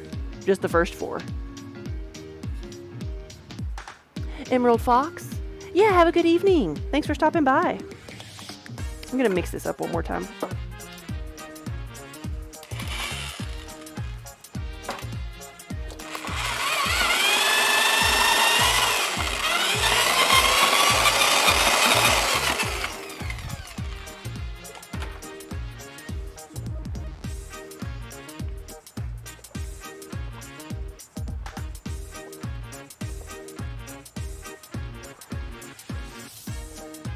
Yeah, it's all like, no, we've been waiting and watching it all together. This is the black glaze. Yeah, it's one of the few shows that in a while that me and Daniel have been watching as it comes out. Or at least the weekend it comes out.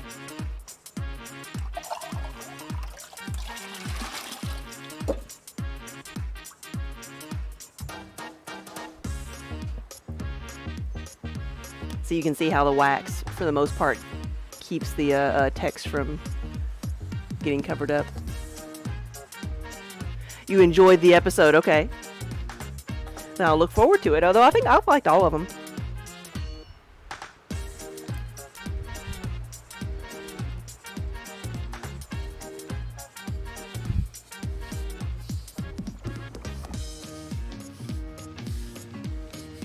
I even enjoy the Harfoots.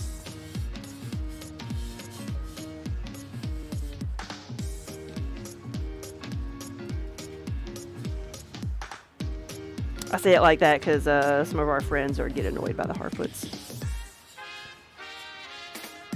Like, you gotta have comic relief. Can't all be doom and gloom.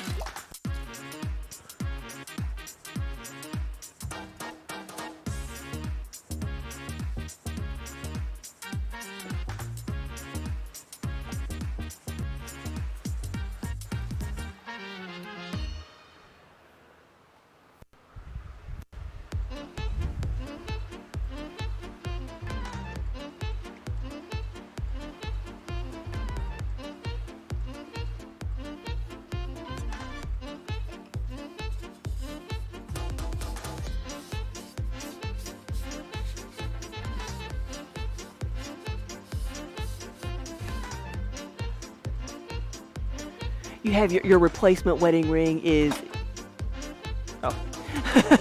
is the one ring. Your hubby came in and asked you on one knee if you would take over the world with him. Ha ha ha ha.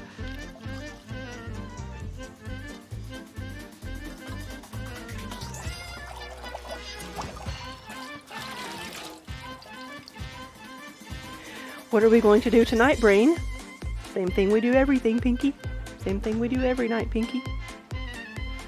Try to take over the world.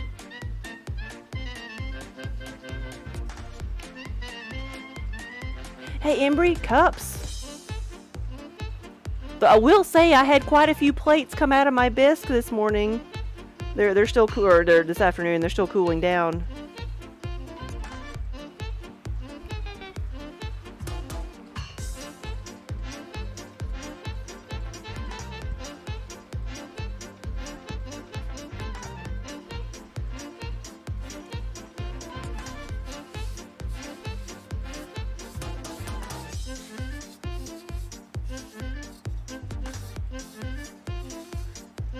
I've also got some Game of Thrones themed pieces.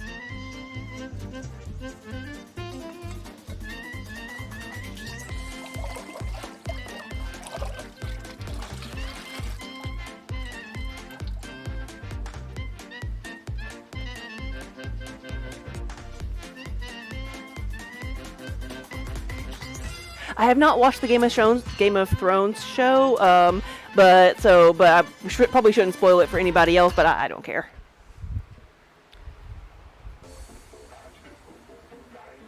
I have no plans to watch it.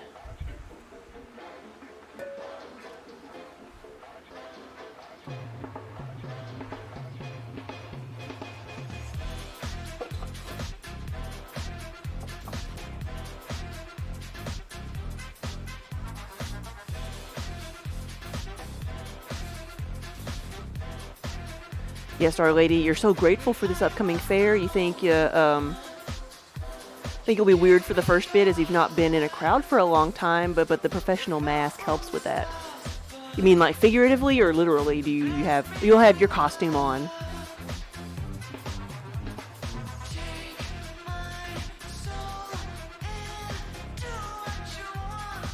Embry, no, I've not sent a bill yet. No.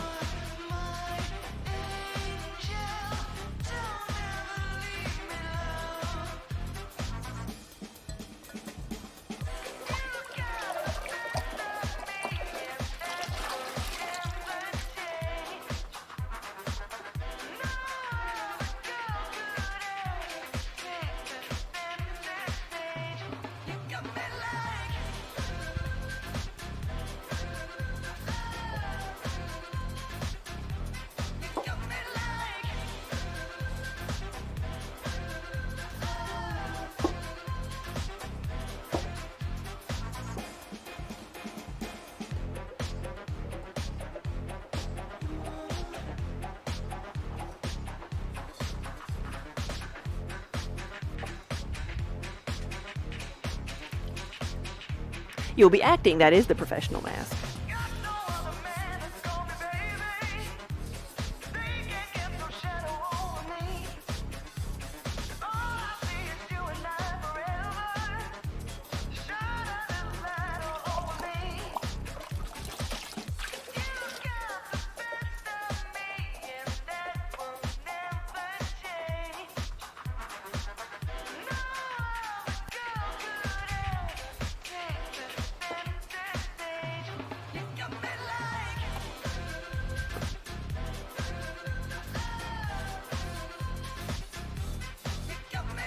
Yeah, Mistress Phoebe is a whole persona you have, so you can hide behind her for a bit while you get used to things.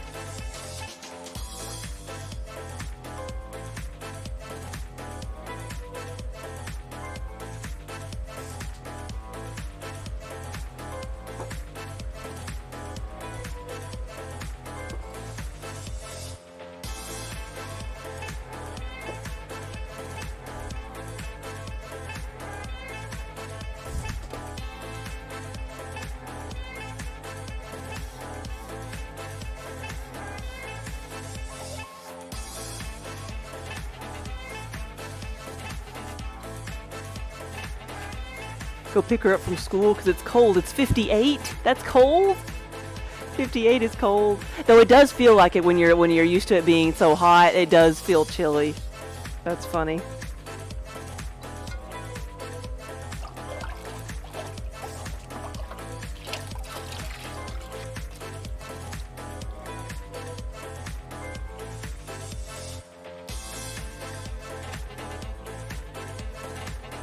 You were just watching a video of the coldest inhabited region on Earth.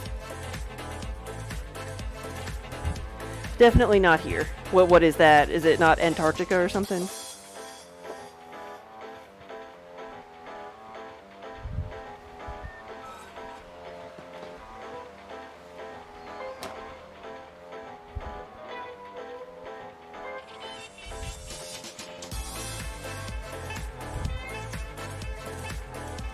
Eastern Russia.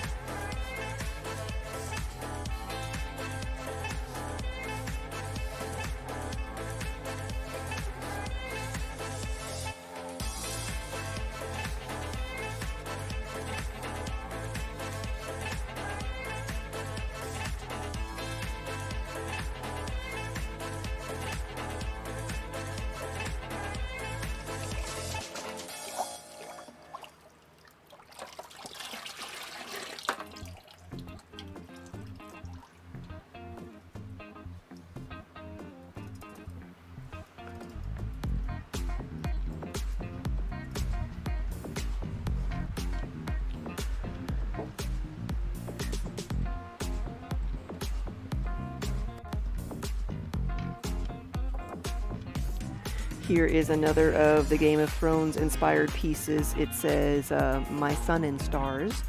And the counterpart to it is Moon of My Life. We have a couple of sets of mugs we've made specifically as couples mugs, and we'll sell these individually, but I'll package them together and have some gift sets. This will be the first time we've had gift sets at, no, well, we had some last year. We had some gift sets at St. James last year.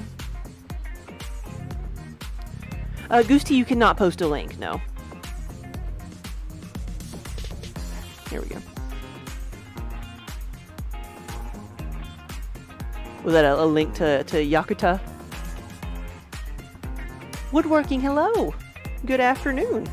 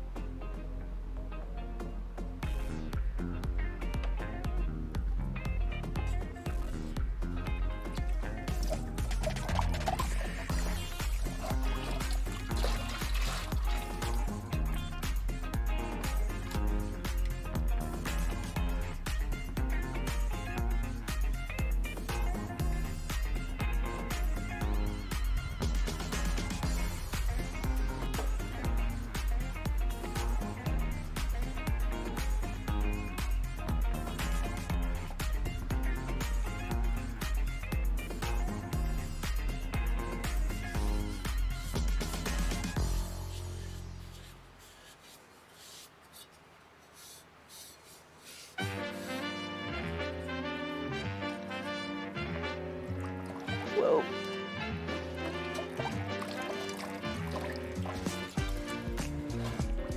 Whew.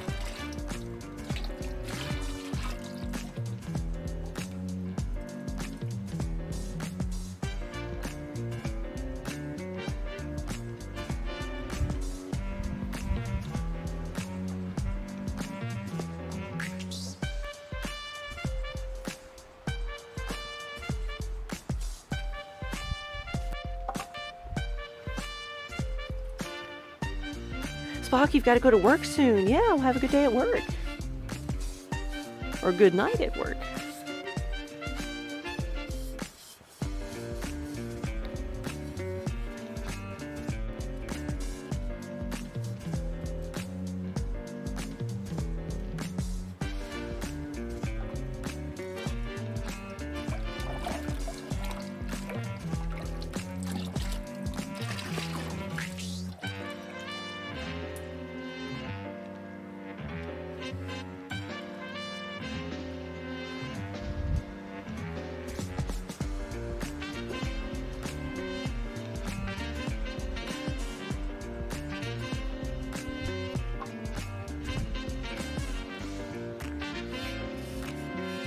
Plain Old Woodworking, thank you for the sub.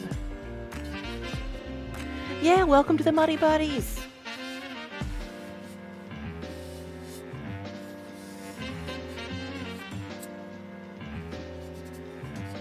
And don't forget, everybody, that if you are a sub to our channel, no matter how you get your sub, if it's a Prime sub, a regular sub, or even a gifted sub, you get 15% off on our website. Because Christmas is coming.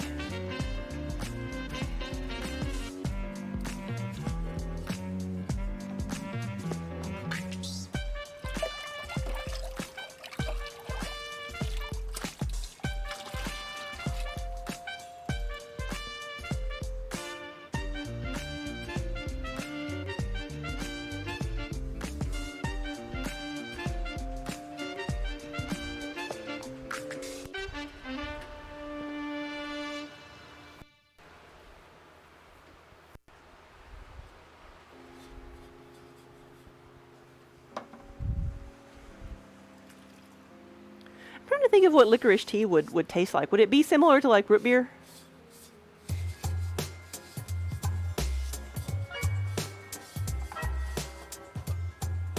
Because isn't that what root beer is, like licorice flavoring, or the same thing that flavors licorice?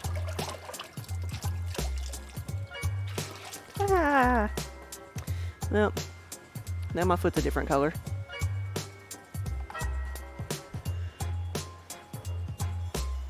I missed the bucket.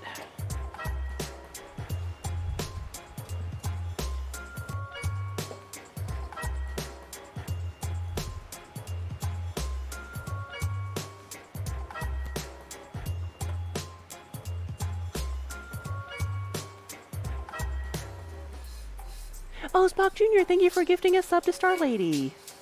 Yay! Star Lady, welcome to the Muddy Buddies.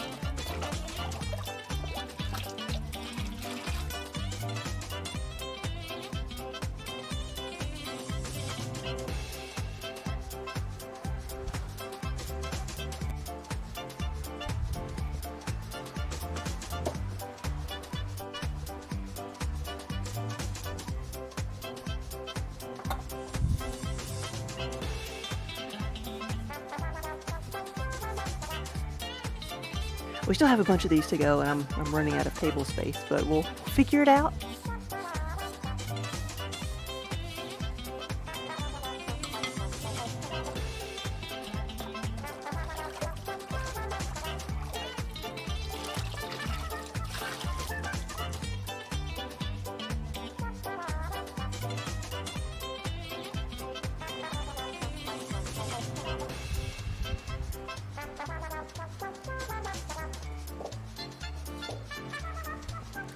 The leaves that I'm using on the mugs are ones that have come out of my yard or that I find at the back of the studio here. For the real leaves pressed into the clay. And then the veins, we fill in the texture left by the veins with some glaze. Ooh, this one didn't even get waxed. I missed that. The other one was. No.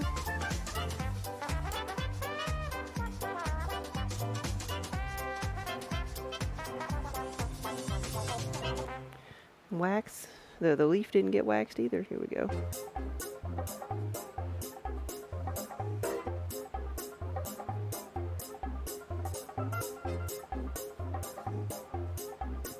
Some of these I've prepped or waxed like a few days ago, and over a couple of days the red food coloring just fades away. So some of them do look like they're clear. Let's let that dry for a second and get a different one.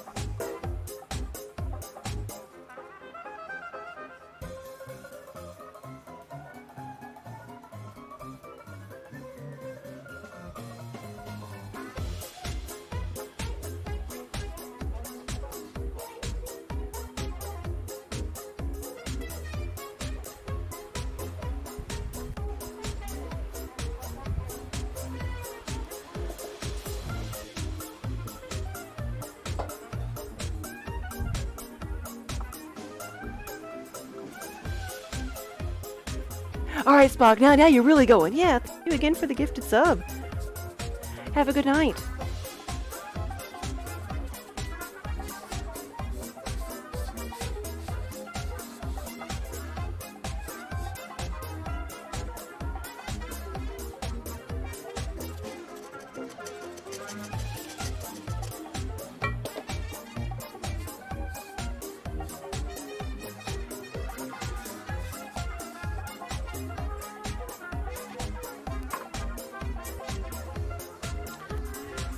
Mix this up again.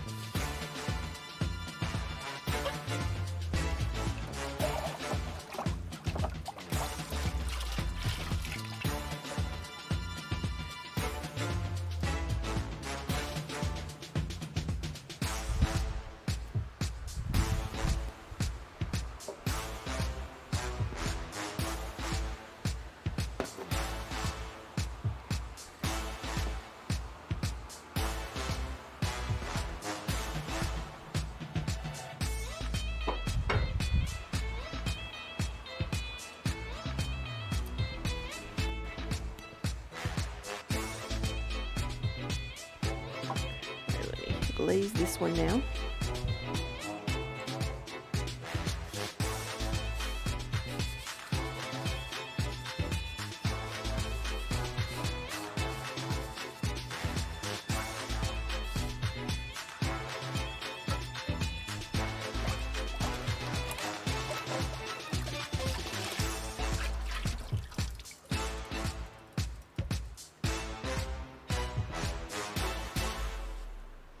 Now this one's going to be the Arizona Sunrise, the purple over black.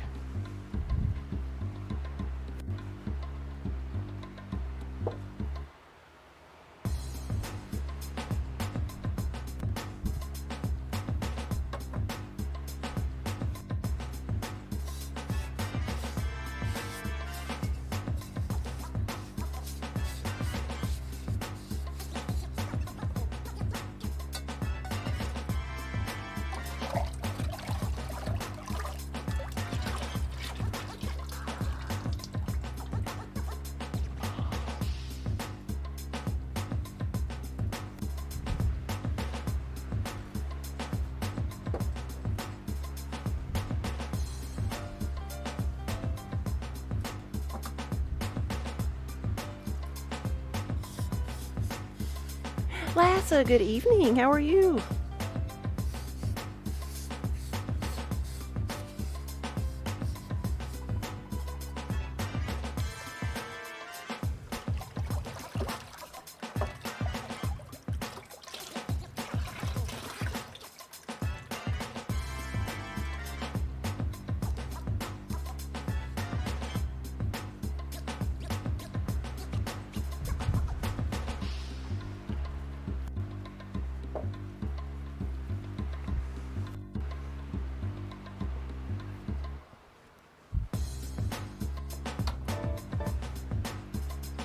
And this is one of the yarn bowls. They can also be customized with any of our graphics.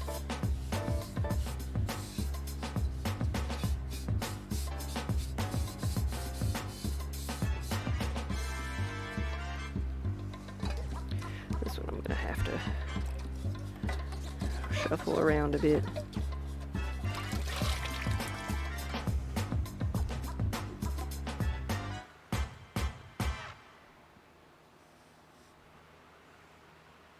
Lassa, thank you.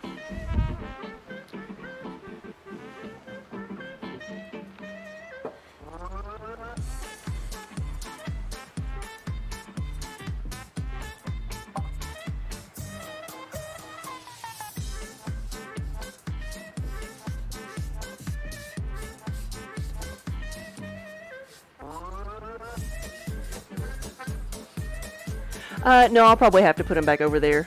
I'll just grab them and glaze them.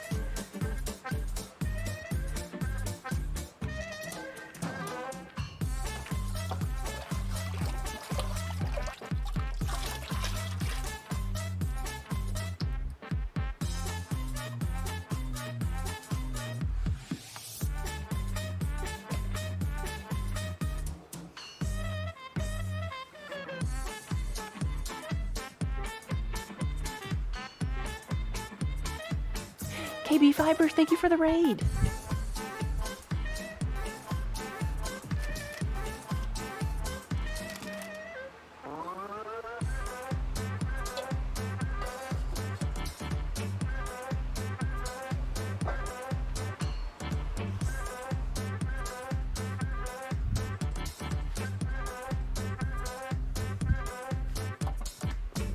You know, I went through my bucket of green yesterday. I'm going to be pretty close on going through my bucket of black today.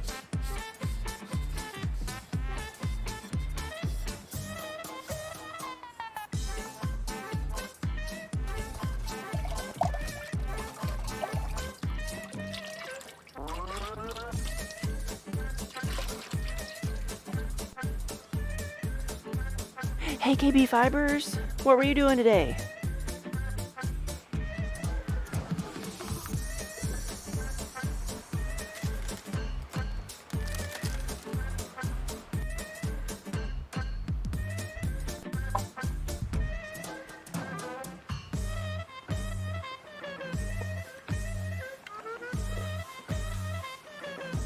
I've not been drinking near enough water.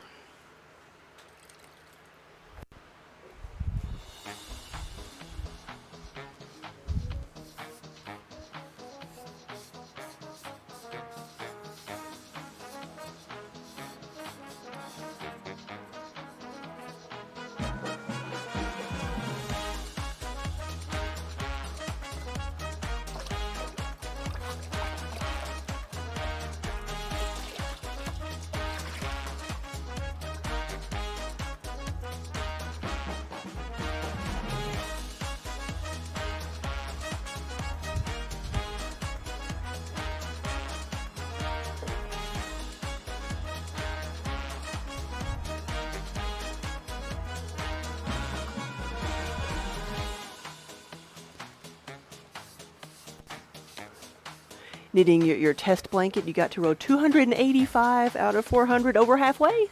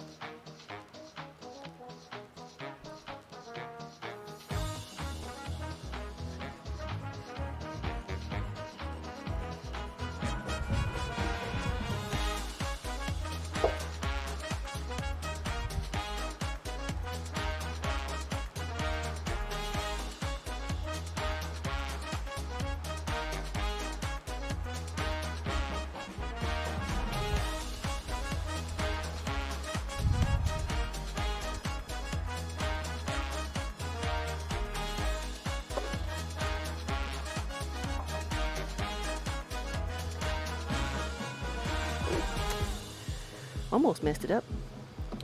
Forgot I had to wax these.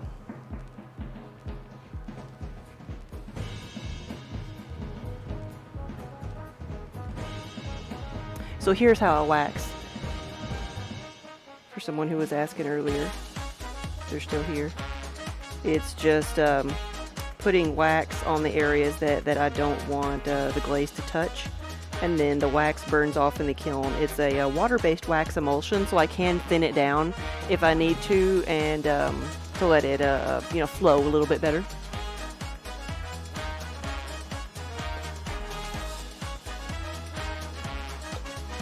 But it doesn't have to be a really thick layer.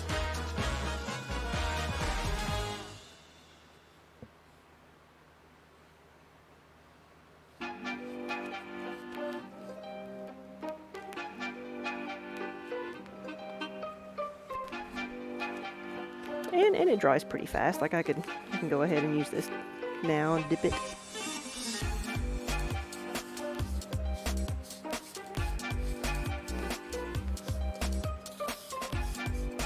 Yep, adding color to the pots, and I've got I've almost gone through my bucket here of the black.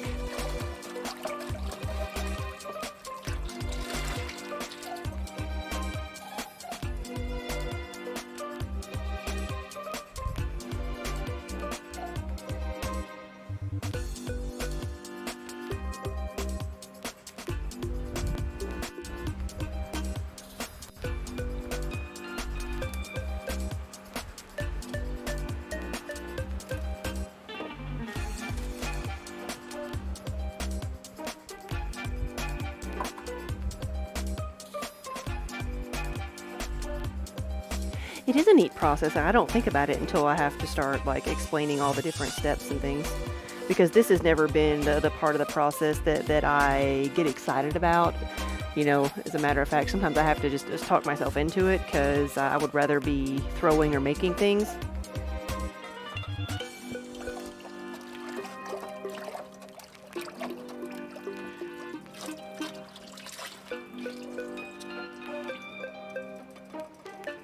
But it's not all bad. It has its own, its repetitive rhythms to it, so it can be relaxing.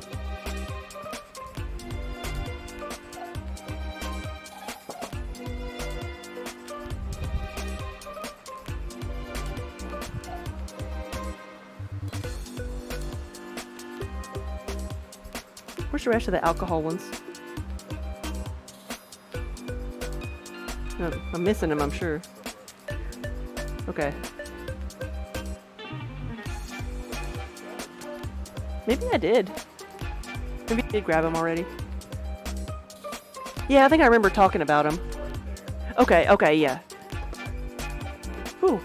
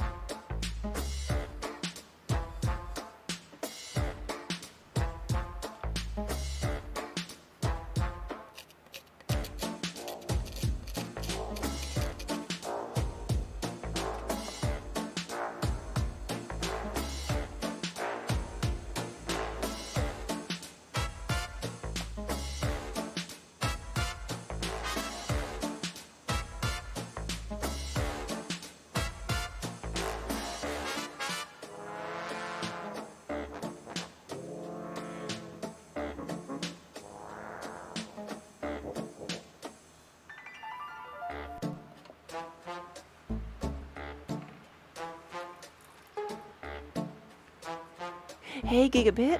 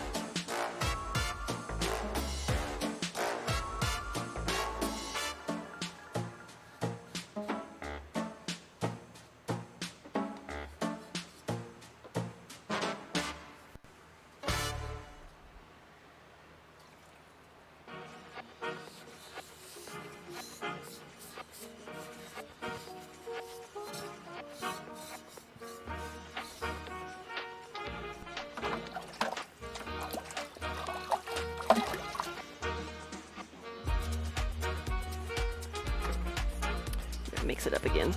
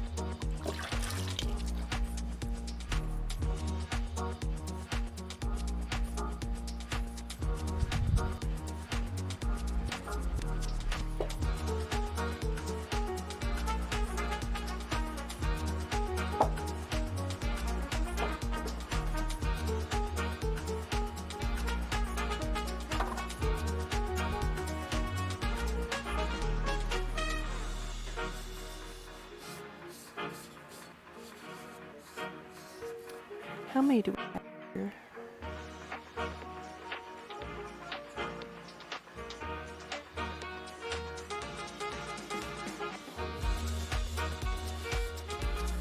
Got 40 on that table.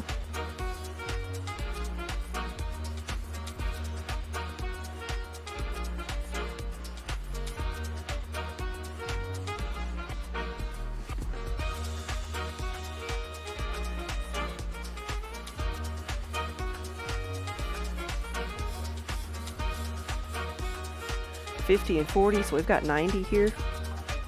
That's well over what will fit in one kiln.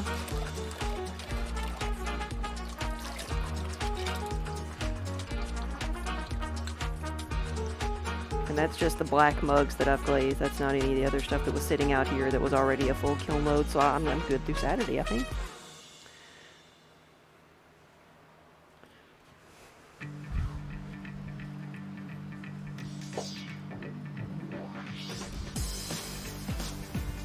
trying to get enough, get a little bit ahead of the game so I can get enough things glazed. So maybe I can take a day to do some throwing in the next week to just keep making more things.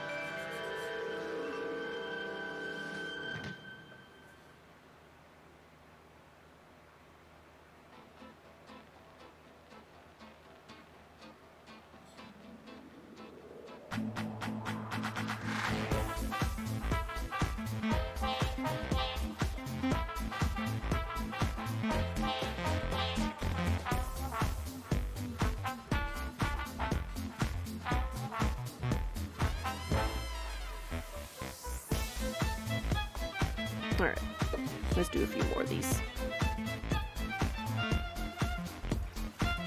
But again, I hope everybody's had a good week. I hope you're looking forward to a fun weekend. But if you've got to work, I'm going to be right here with you. I'm going to be busy all weekend, either making more things or glazing more things. My kilns are going to be running nonstop. Some of these may go into a kiln tonight. I started the other one I started it last night at around 10:30, so I should be able to have it open and emptied and possibly loaded back up by 10:30 or 11 tonight. Might be able to open it up by about 9 o'clock.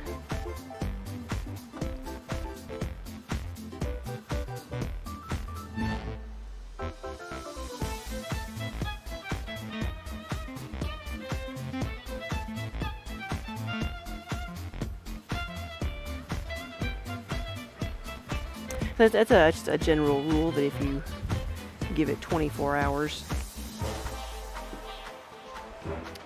after you start it, you can open it back up.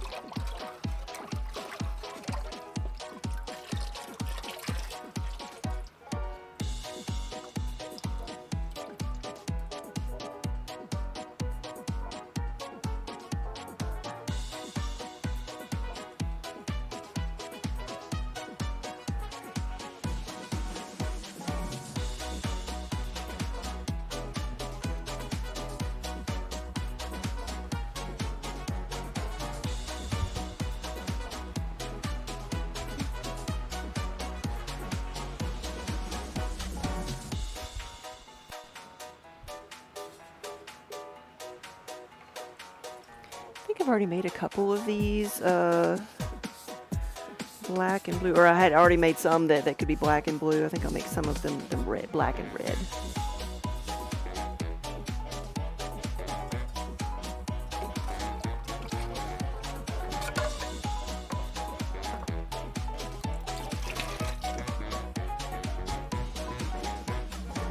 Thinking about making all the D20 ones like all different colors, because dice come in all different colors. Though for simplicity's sake, what we're doing for shows is trying to make everything of the same phrase the same color. Though some of these I think it's okay to make them in different colors.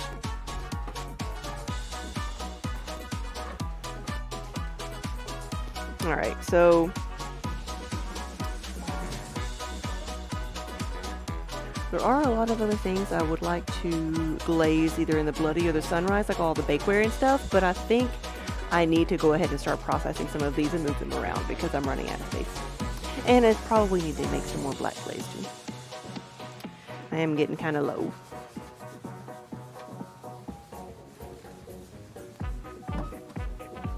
But roughly 95 mugs here. Plenty. Plenty for a couple of kiloloads.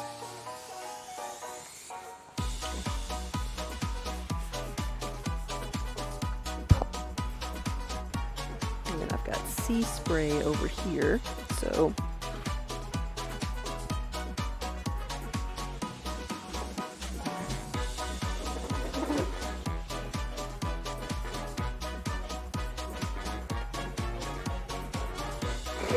you rolled so nicely to come over here. What is the matter with you?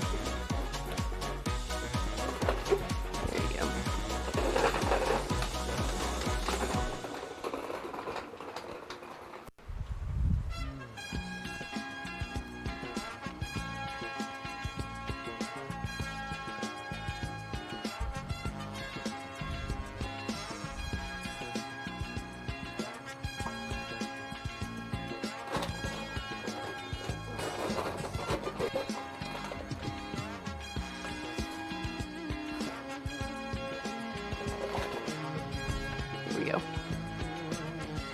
This is the sea spray, which is the blue color that goes on top of the black. Here's one of our little potion bottles that we have also in the Starry Night. So this blue color on top right here is almost white in the bucket. And then by itself, it's actually a green color. So, you know, we just throw the color wheel out the window.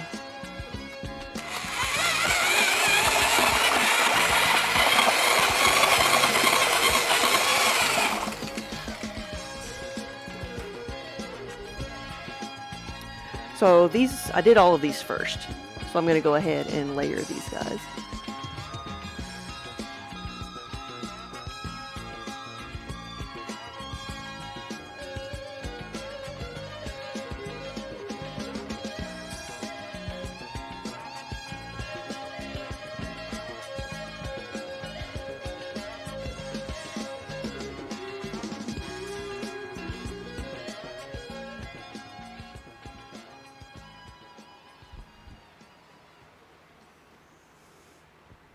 I was seeing, since we are multi-streaming today, I was seeing if we had any comments on our other platforms, and many, but they were there.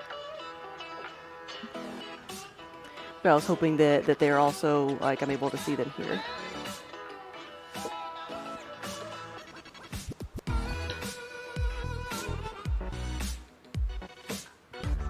And so this is all we do to layer the pieces on top. I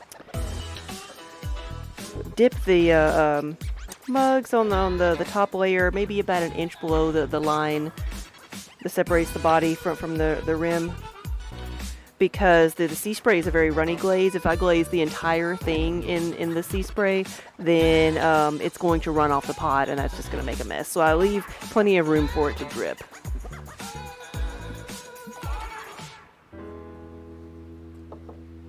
At most, I go like halfway down the pot.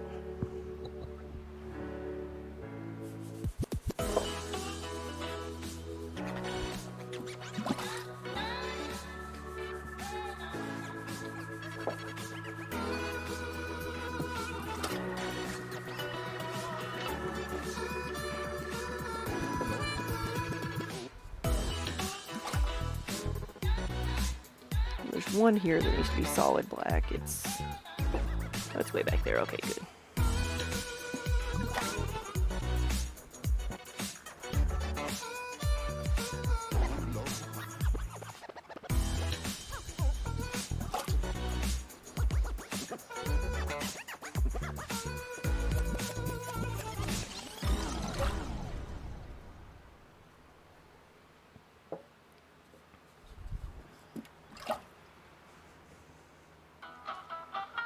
And these will get another layer of the sea spray. So we'll get a total of 3 layers of glaze.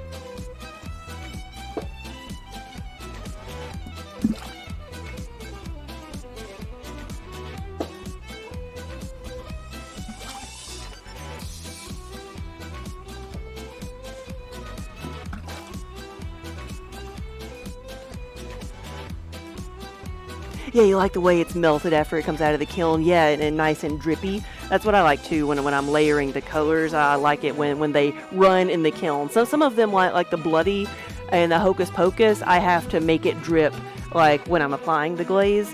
But like the Starry Night and like the tropical fruit, and a lot of them are, they do that on their own. But it is a balancing act, because if I want it to run in the kiln, I've got to find that balance between applying too much and it running off the pot, or applying too little and it not running at all. So.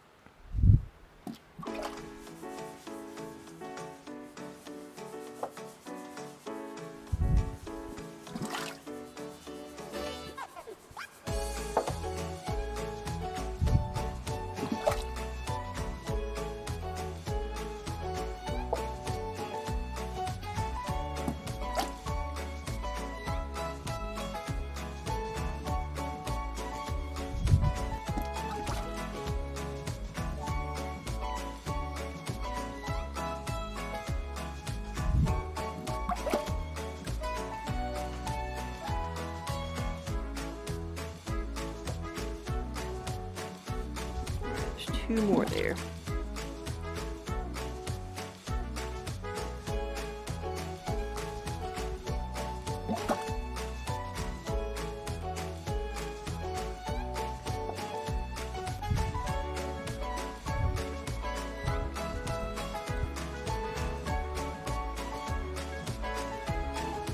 Some of those I'm going to let them wait a little bit longer.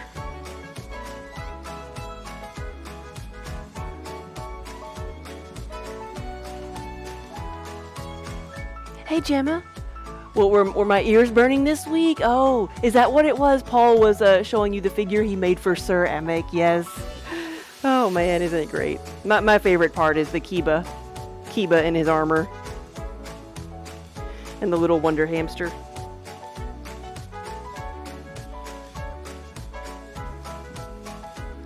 And, of course, my throwing tools as my shield and my lance. So Paul Pape made a figure of what was the other one he did? What was the first one he did? I'm trying to think of the pun. What was it?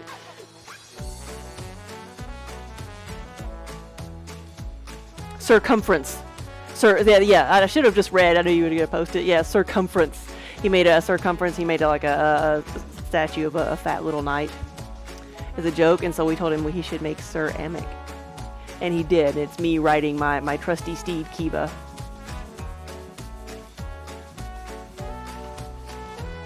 Yeah, Sculpey wanted it. Yeah, they commissioned him to make a figure out of their Sculpey to use as a promotional item, but it was too whimsical for them and they backed out. That's ridiculous. Don't say make whatever you want if you don't mean make whatever you want.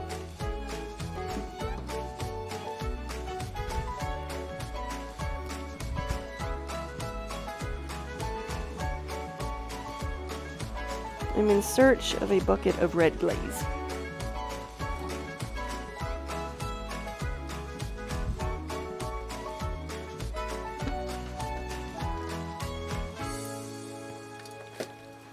All right.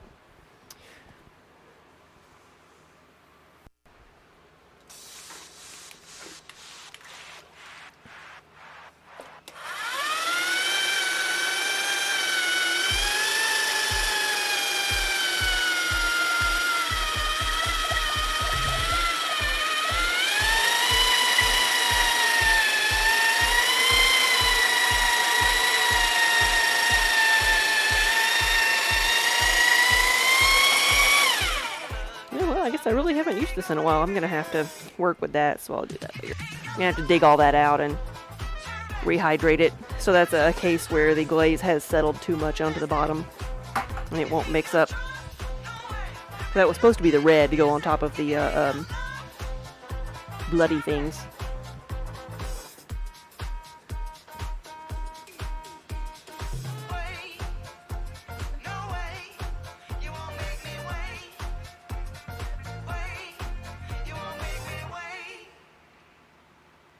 Oh, really, Star Lady? You went to high school with Paul?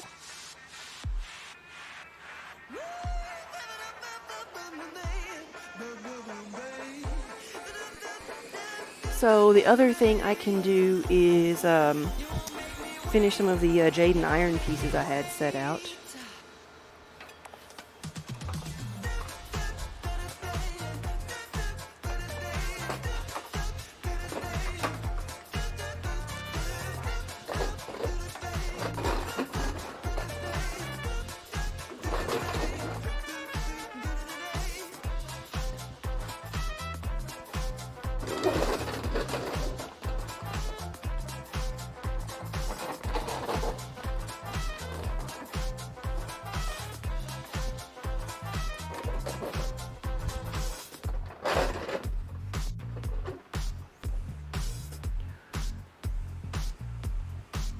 Claquette, thank you for the follow.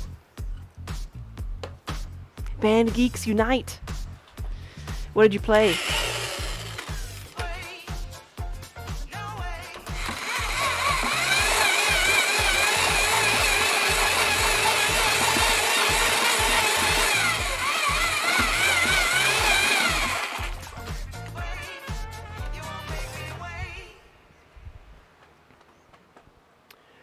Where is my little measuring cup?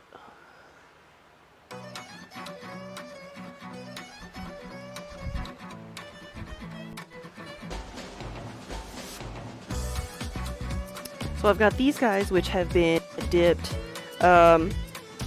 most of the way on the outside in the iron, and I'm going to add the jade to it. So this is one of the colors where it's one color on the outside, something else on the inside, and when where they overlap, it creates a third color.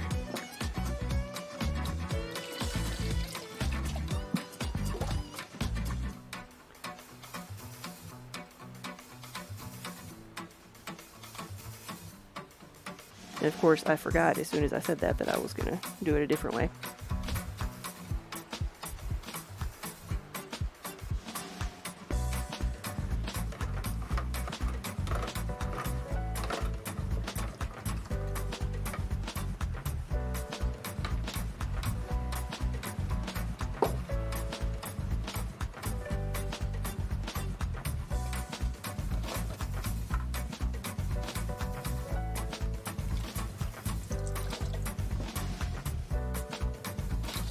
So what I want to do this and then go to the rim and then paint the rest of the jade on there, because I like the way it looks when it's brushed on.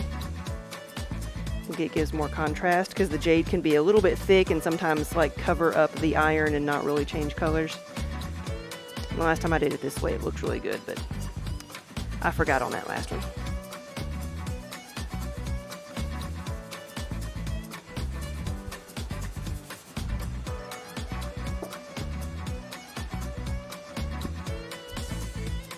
You were trumpet and Paul beat things. He was percussion. I was woodwinds. I was clarinet.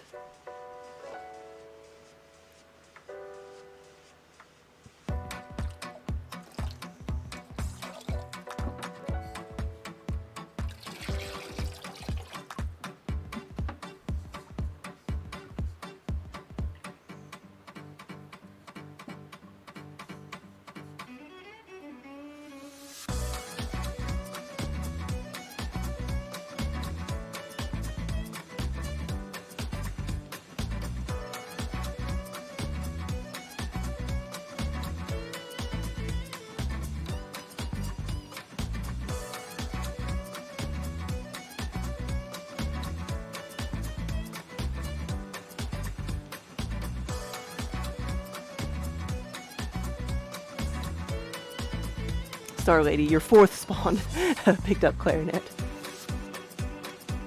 Have an alto sax.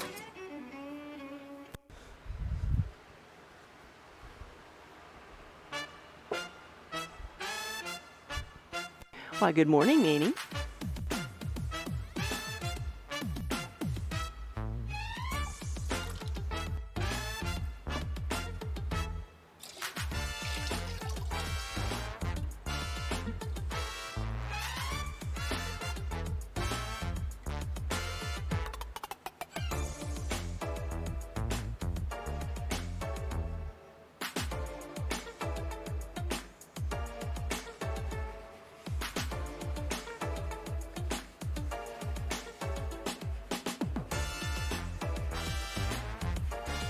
Hey, Ski.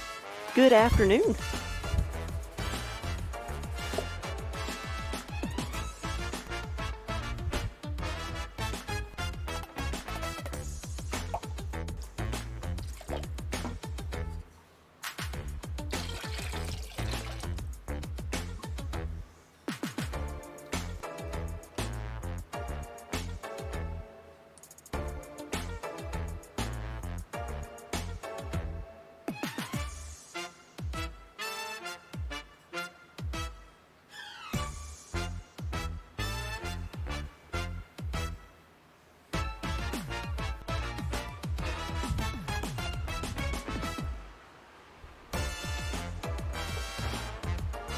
Let's see how I can glaze this. This is one of our lasagna dishes, and it is called that simply because it's a square baking dish.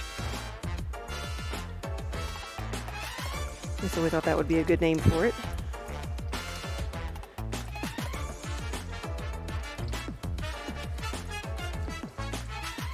I wonder if I can dip this. I wonder.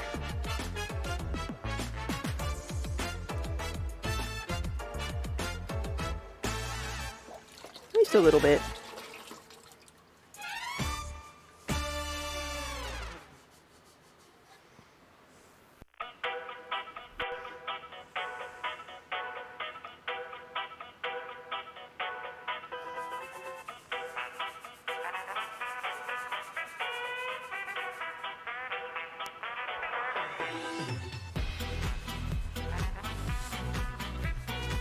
Sometimes the application of glaze does not have to be very precise. Sometimes you just got to get it globbed on there really good.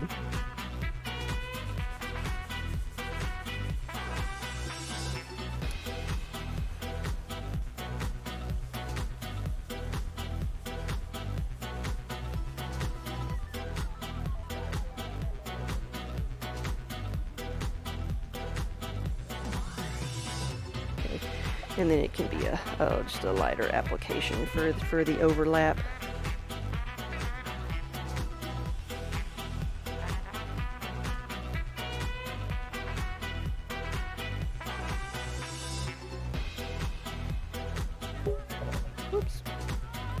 You're knocking things over now.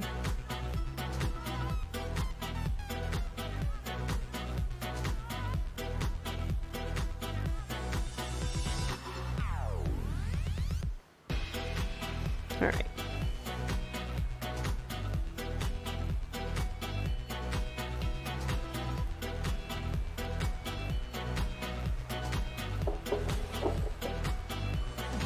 And then I have one dinner plate here, which I think I can also do. I can't. It's bigger than the plate. It's big. The plate's bigger than the bucket. Okay.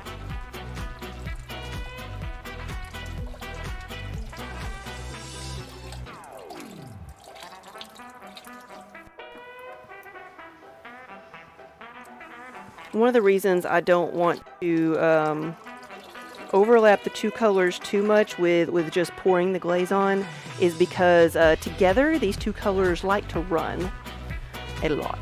And so if I don't have enough room for them to run like on a mug, then I have to be very careful with their application.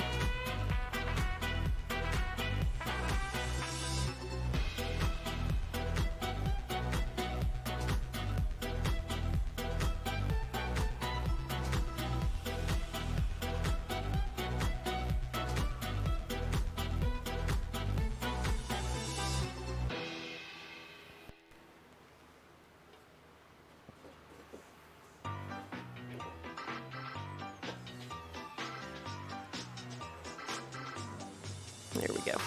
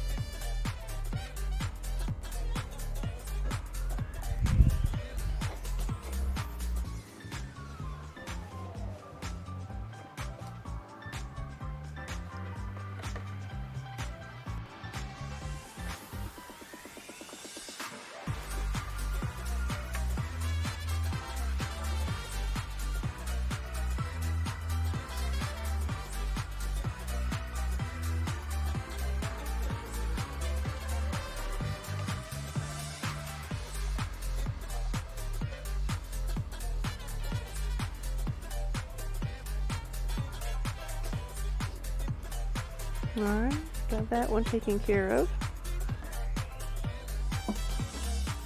I'm going to go check on the kiln and see what temperature it's at.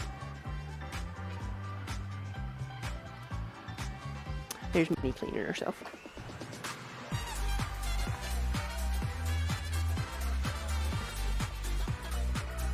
You found a memory a bit ago and loved it, so there are, or a meme.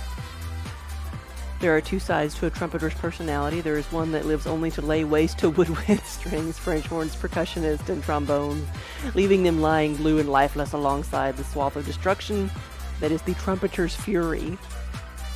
And then there's the dark side.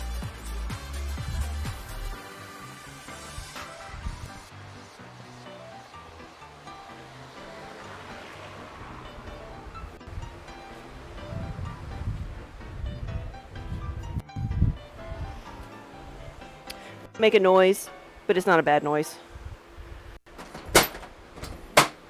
It's me the switch to the kilns.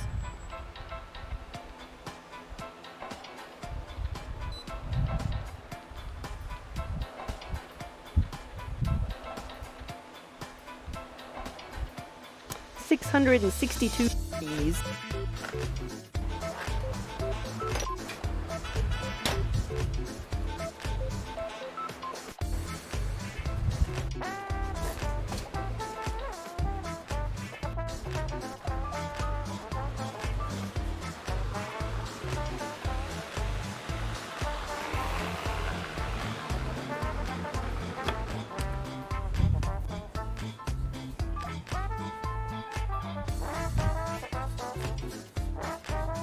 Oh, Minnie.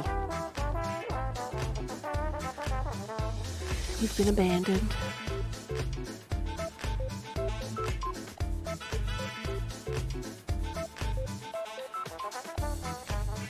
Yeah, you have big cats. Yeah, yeah. Minnie is only like 7 pounds. She's little bitty. She came to us little. Even her kittens, like Tux was huge, but Trix, who we have at home. Minnie, think about it, honey. Hey, yeah, come here. I know that fly is just torturing you, but you're not gonna go rampaging through my mugs. She's very careful, but I don't know that I trust her with a fly.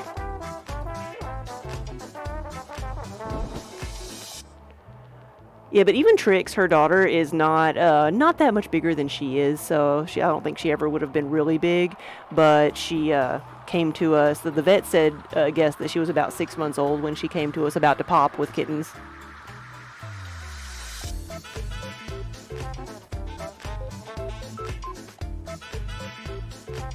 And so she's never gotten any bigger. He's got to be 20 pounds now, yeah.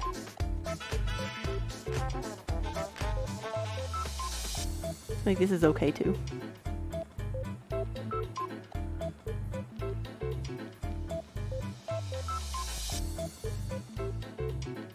I feel like I have to be so much more careful petting her than with Kiba because he's so big.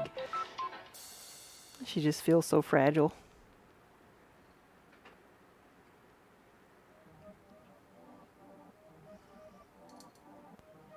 And you've been rolling in the weeds. You got burrs everywhere. What next? I'll wait till tonight to get the pink out to layer those with.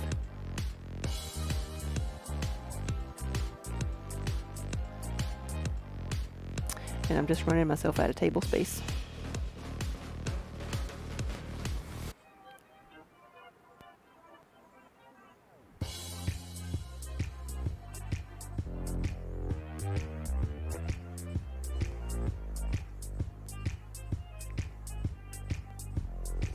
I think Minnie's trying to tell me something. I do believe she thinks it's treat time. How long does it take to fire the mugs? So in the big kiln, it takes between 8 and 9 hours, depending on how full the kiln is. Big or small things that are in it. And then it takes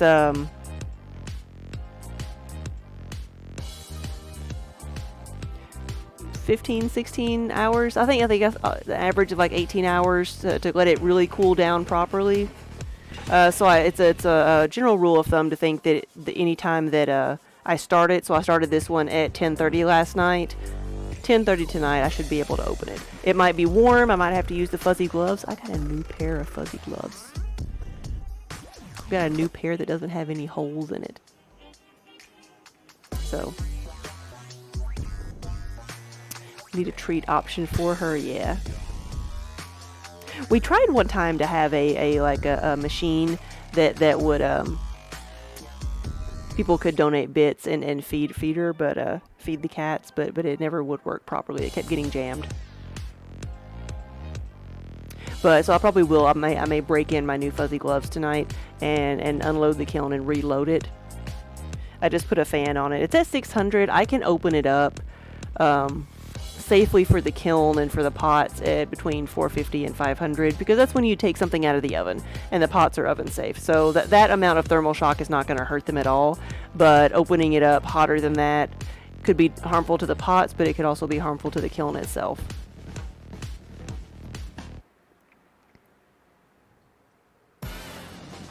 So that's something I've always heard, but I don't really know what it does to the kiln. Because we open the raccoon kiln at 2,000 degrees. But so that's what I'll do tonight. And then I started the little kiln this morning, and it's fired. It only takes like 5 hours to fire, so it's done.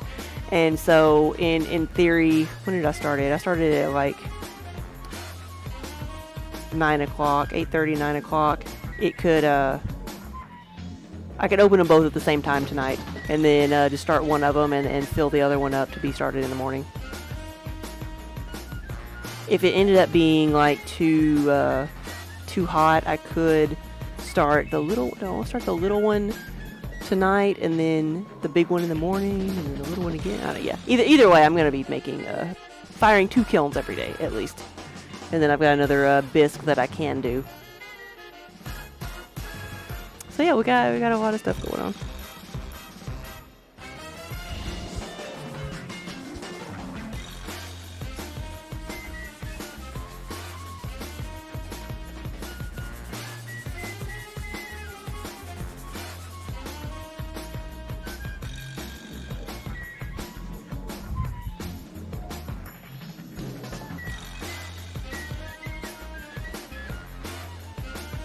So I'm gonna grab some of the mugs that I have over here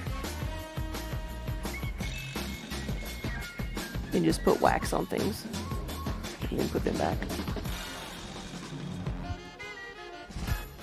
while I wait for these other things to dry.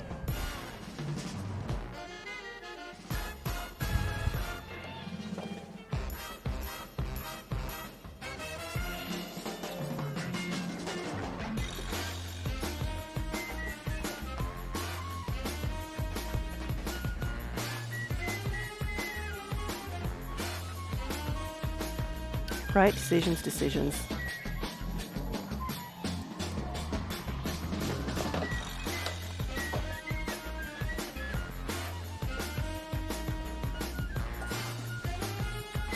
We have 3 shows coming up. The first is next weekend. It is a local show, kind of. It's up in Louisville, Kentucky, which is like 2 hours from us.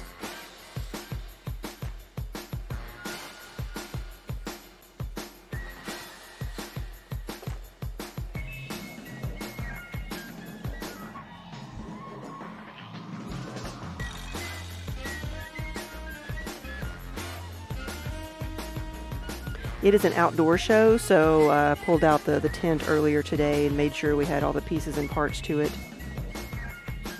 We only really use our tents about once a year anymore. We used to have to take it out like every single show that we did because we did all outdoor shows. But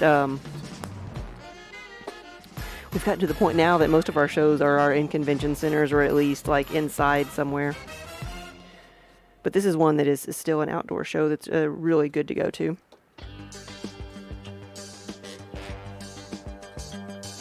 And it is such a friendly show to go to up in St. James because it's run by the neighborhood that it is in, and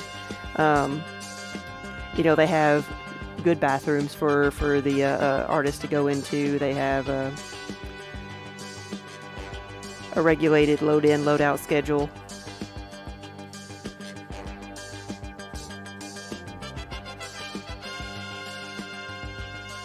And so many people are just like just so friendly because you're outside of their homes on their sidewalk. And so I know one year I've had people say, oh, you need an extension cord? Here, I've got an extension cord. Or here, just here, you can come in and use our restroom. People just like welcome you into their homes.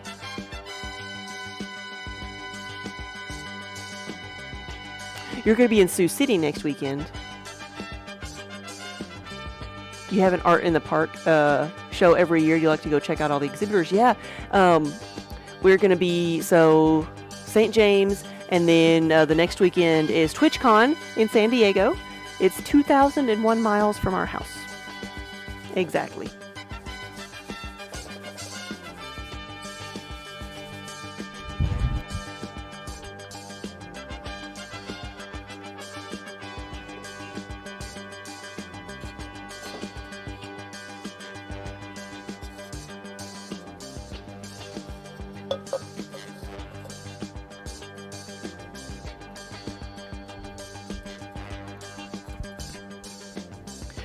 That, and then the weekend after that is Rhinebeck, New York.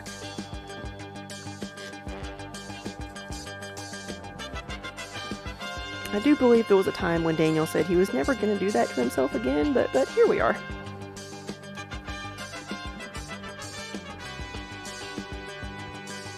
I am going to TwitchCon.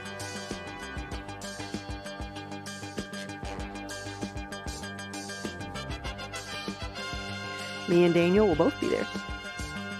I need to see if there's going to be any Magic the Gathering Arena events going on there or perks. Haven't looked at the schedule yet.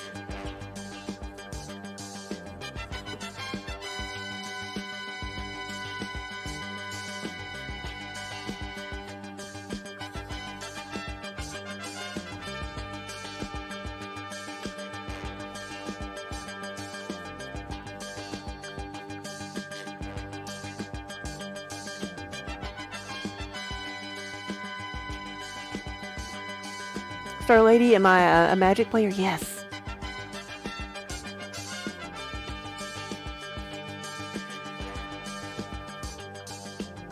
We have a pretty good collection going, though we sold most of it many years ago in the form of owning a game shop.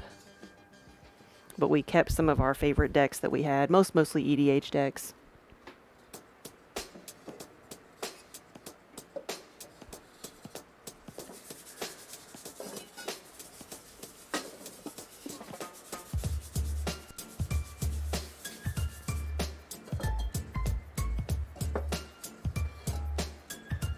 We called opening the game shop our 12th 12-step program. It was the 12th step because we had collected enough cards that we could open up and stock a game store with our own collection. So I actually hadn't played very much until Arena came back out because, we're busy. You can't always get to a shop to play, and we didn't have a local shop to play at.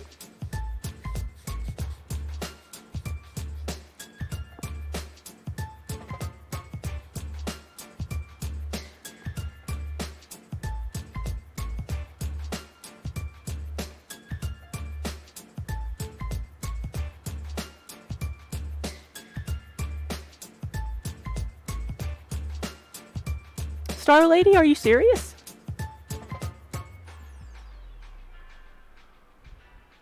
Oh, you met your husband. I'm like, you were at our game shop? What? you met your husband at a Magic game? That's awesome. Tech TwitchCon is 2,300 miles, so it's a little bit further. Yep. Yep, San Diego Convention Center is 2,001 miles from our driveway.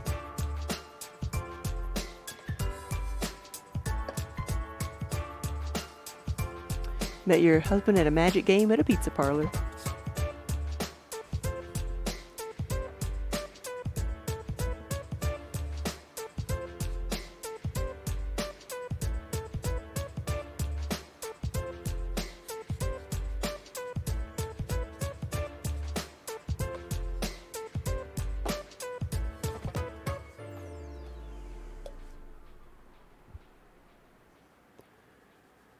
Sheba Games, thank you for the follow.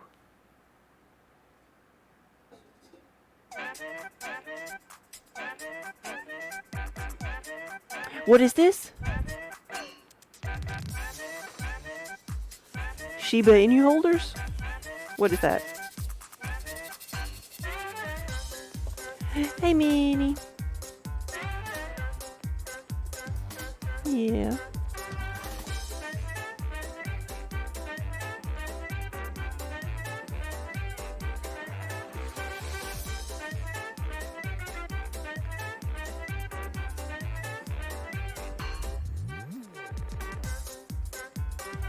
Oh, it's a breed of dog. I did not know that.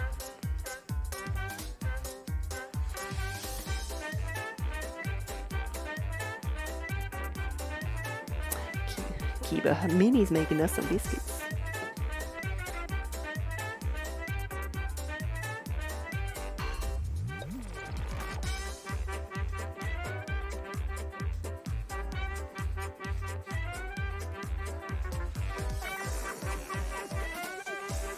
Yeah, I can see like that. That's a much more realistic drive. It's actually not that bad of a drive, like just 286 miles, whereas 2,000 and over 2,000 is a bit much. We actually used to do that drive, we being Daniel, used to do that drive at least once a year because we always had a show in February out in San Francisco. But this will be the first time we've been out there since February of 2020. That was the last show we did.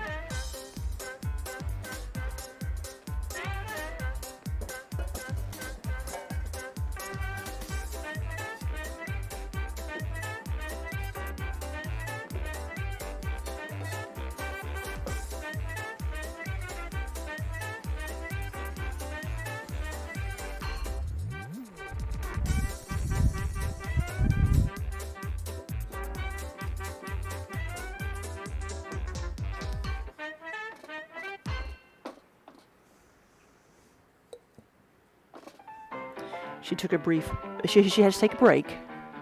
Supervising the pottery studio is hard work now.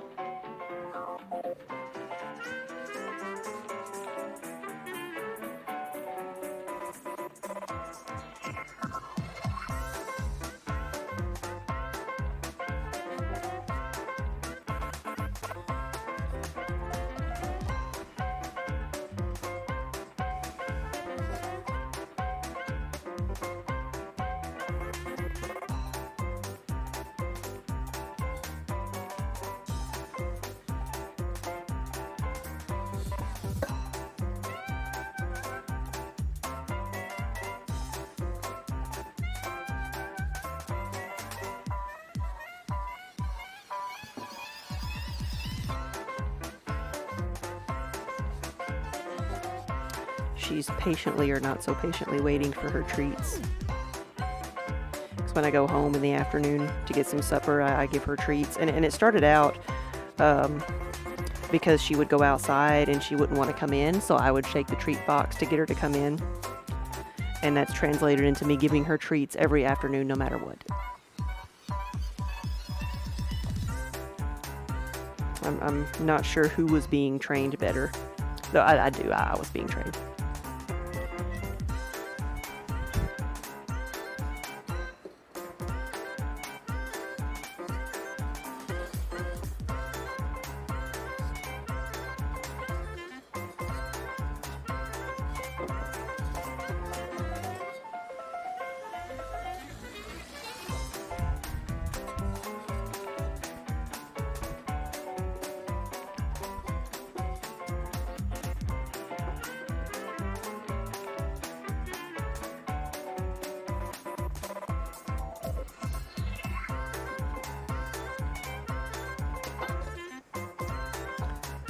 You've been affected by virus too. A lot of the venues you used to perform at didn't pick you back up, so it's nice to be on the roster at Sioux City. Yeah.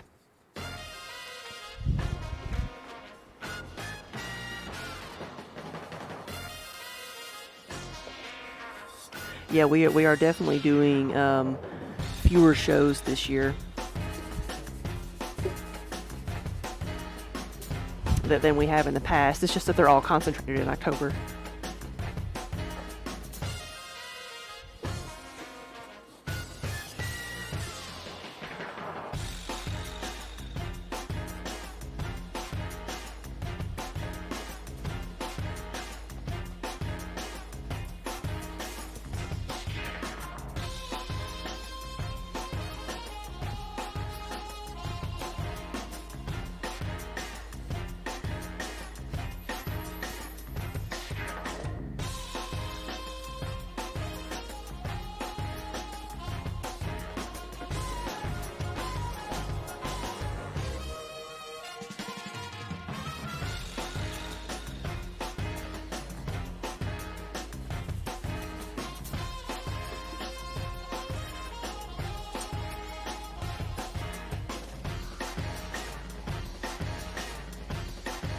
These will end up being purple.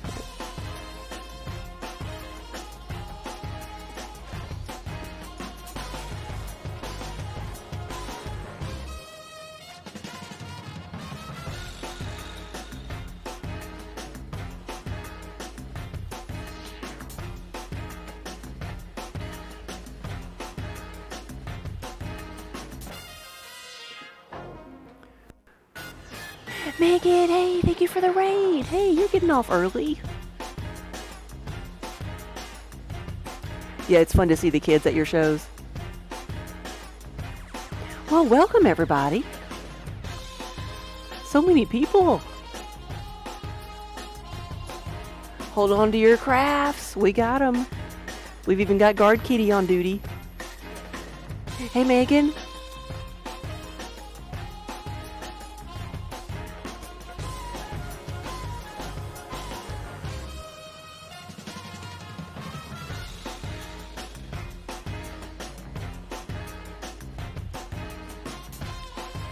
Guard Kitty doing a great job. Yeah, he's staring into your soul.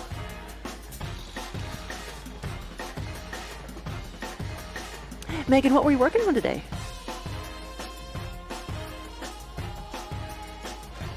Minnie is supervising.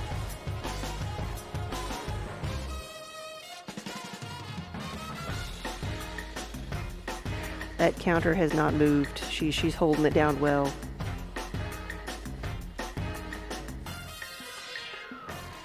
Why she needs more treats to do her job better.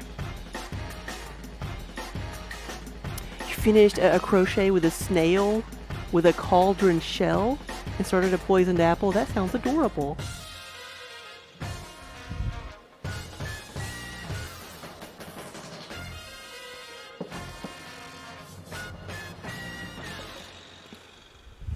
I have been glazing pots today. We glazed 90 mugs, 95 mugs today. And I've got one layer on them. I've got 2 layers on these over here. And right now I'm just letting them dry out. So I'm prepping for some more things for tomorrow.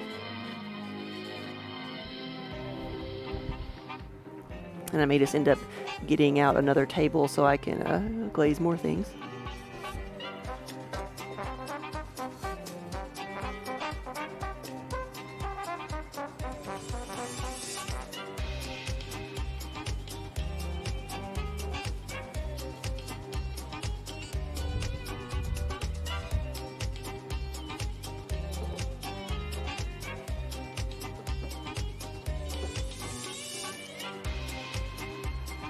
Thank you guys for all the follows.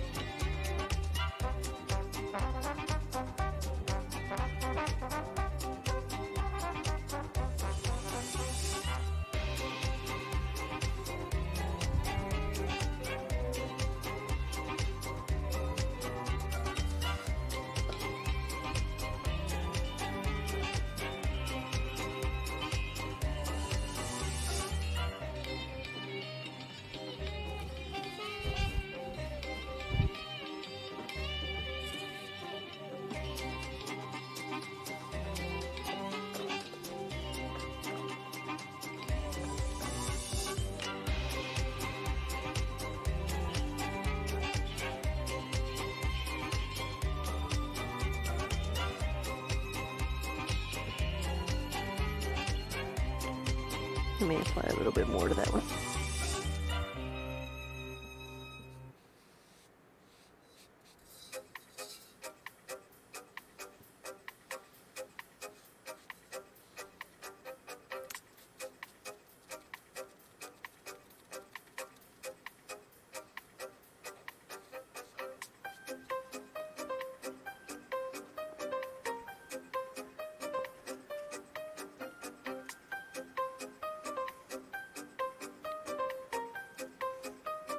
Oh, that's cute. Yeah, you're gonna be crocheting some green hearts for friends for favors at the fair you're going to be at next weekend.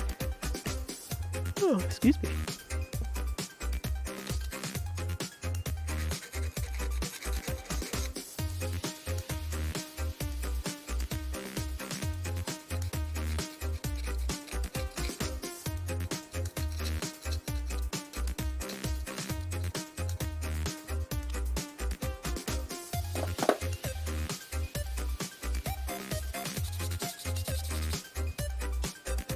I'd gotten some wax outside the medallion, so I can just sand it down, which is a good thing. It doesn't like soak into the mug so that I have to just like refire it or anything.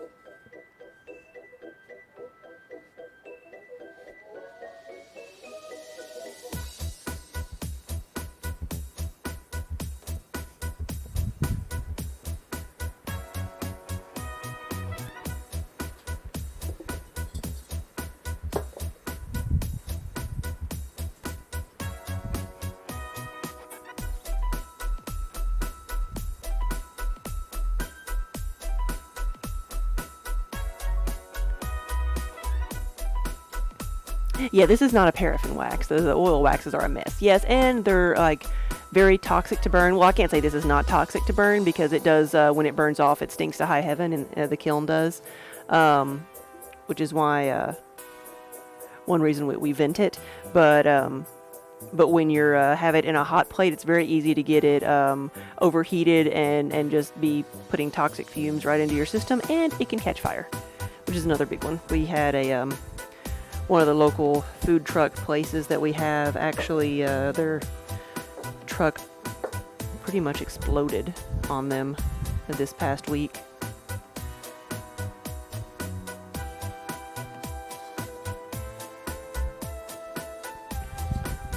And so I haven't had an update, but they were all like, they suffered severe burns.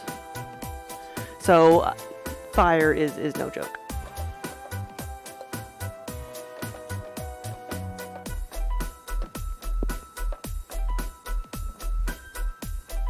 They had a propane tank leaking.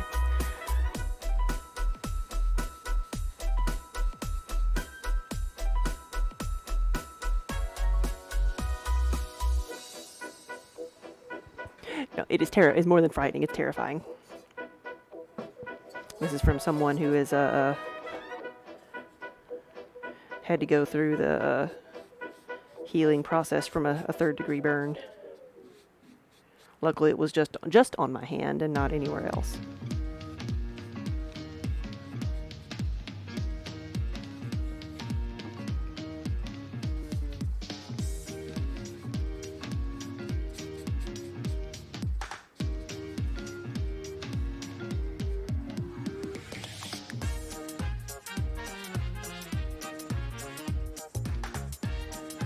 What mugs are we doing today? We have, so I have been glazing today things that are going to be the Starry Night glaze,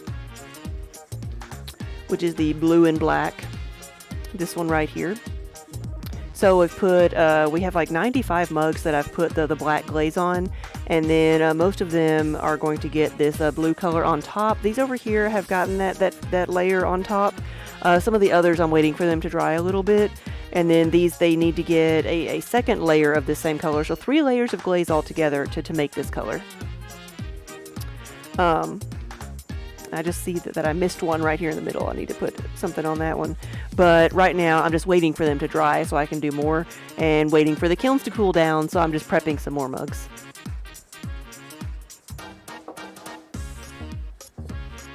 This is a caffeine molecule mug, and it will be the unicorn farts, so the pink, purple, and gray. That's what I normally make it.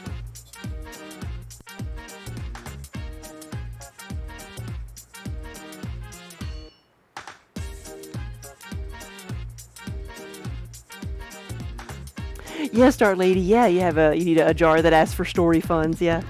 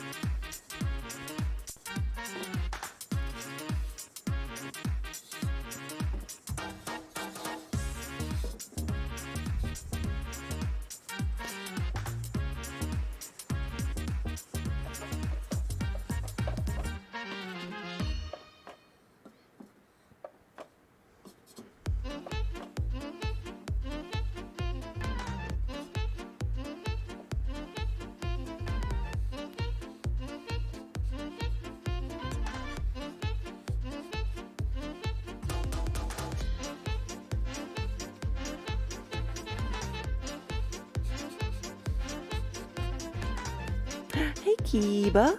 Hey, buddy.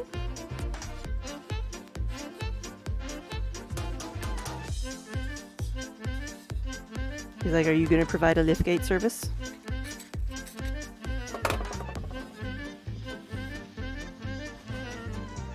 Are you going to knock over my stuff?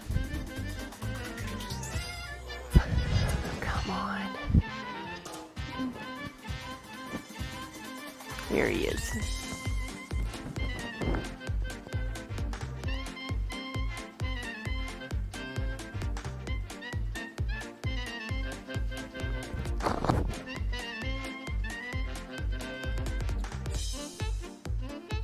Yeah, buddy.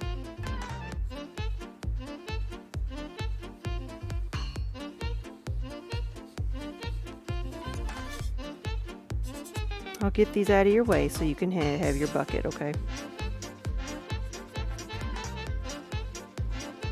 Always sitting here purring. He's happy that he's in the way.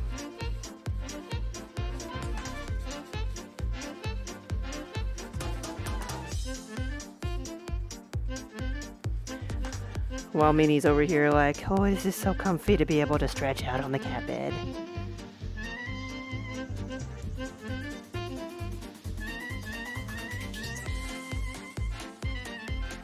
I don't need to chew on that.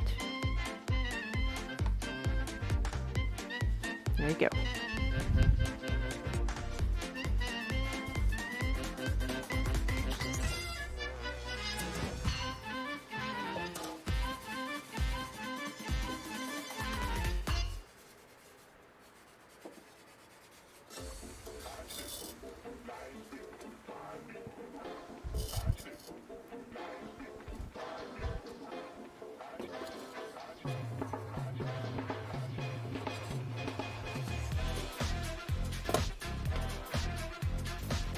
That's not the view anybody wants, buddy.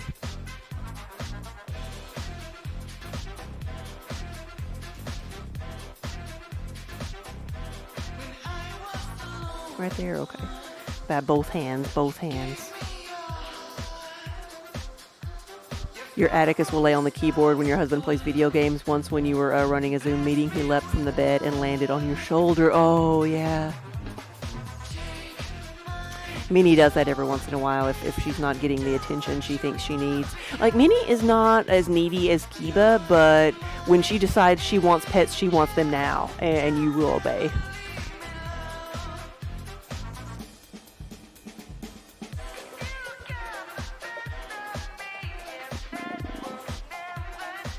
You get the belly. You get the belly.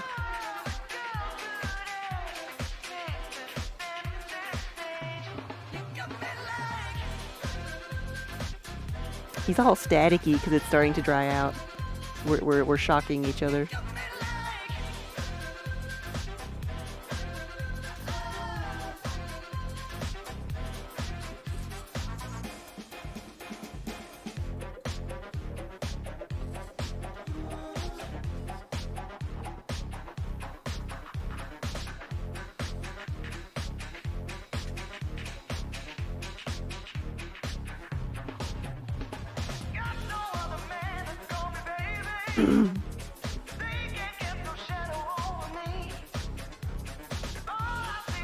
to do with your water bowl? Hmm?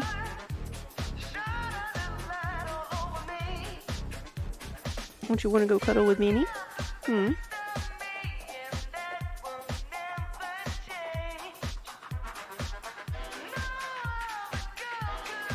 Mm-hmm.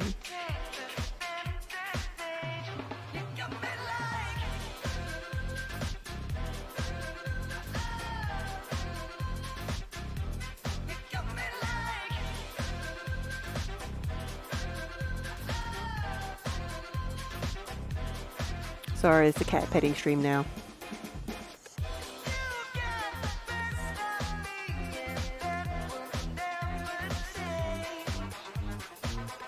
That's all it is. There we go.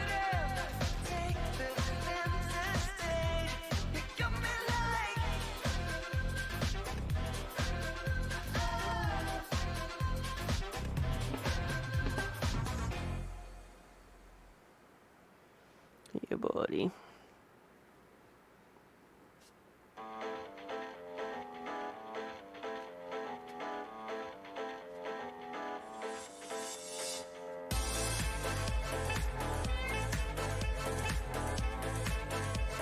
Oh, Megan, can you, you actually cannot share it. Whisper it to me, and I'll share it. I don't know if we have a mod in here right now. Yeah, I want to see.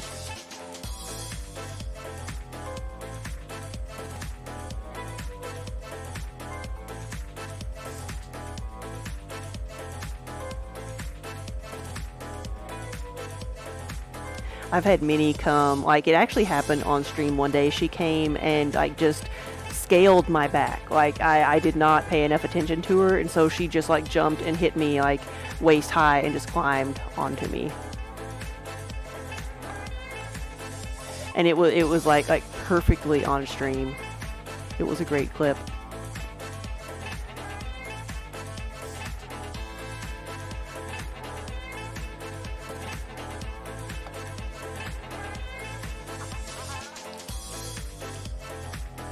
Aww.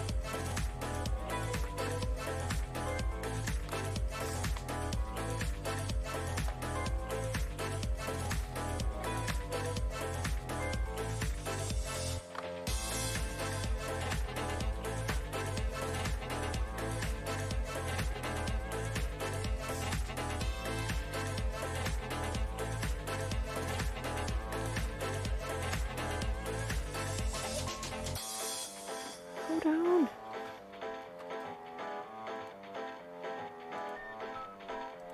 There we go.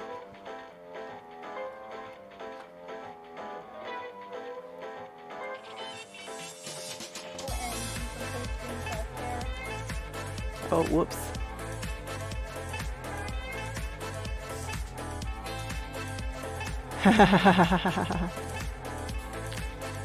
No typing, only cat time. Like he's playing with your yarn.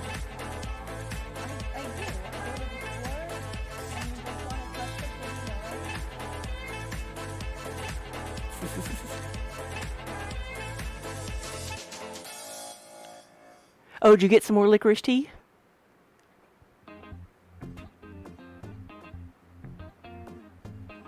That's the type of stuff that Kiba does when I, like he'll try to grab at my tools sometimes. Or the little things like the stamps. She didn't touch it? Oh!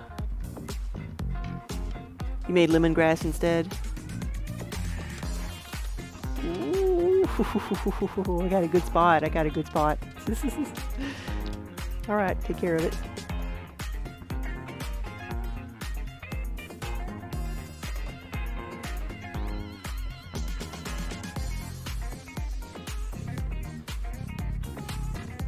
Ooh, that tail.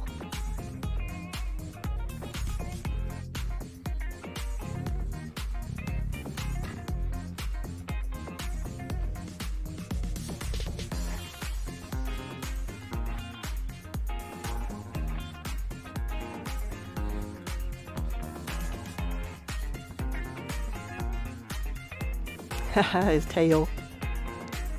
Oh, that one's already done.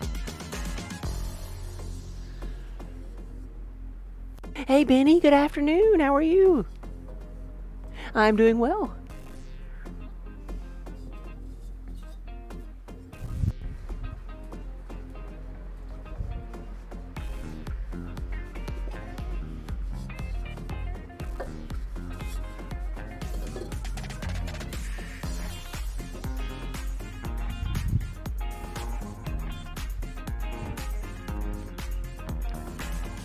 Buddy.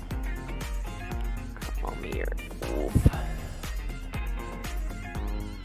Oh, the purrs. The purrs. Is that a happy tail? Is that a happy tail wag?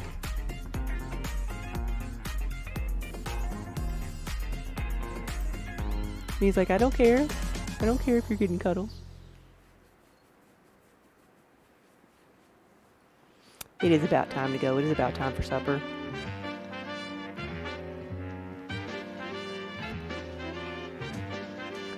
There he is.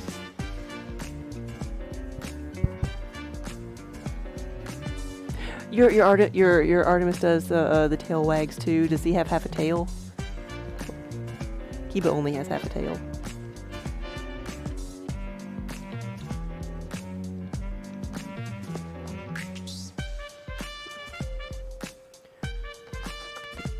Buddy, that was not very graceful at all. That was the opposite of graceful.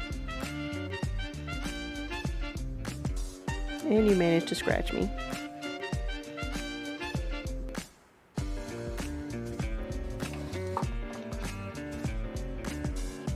In case he wants to get back up there. Take the arm key, but yeah. I'm gonna see who else was on. He almost did.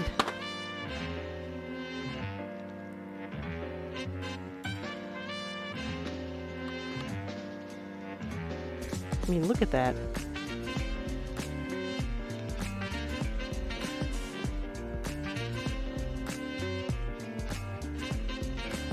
I used to have a cat that would do something ungraceful and look around like, you didn't see that. You saw nothing.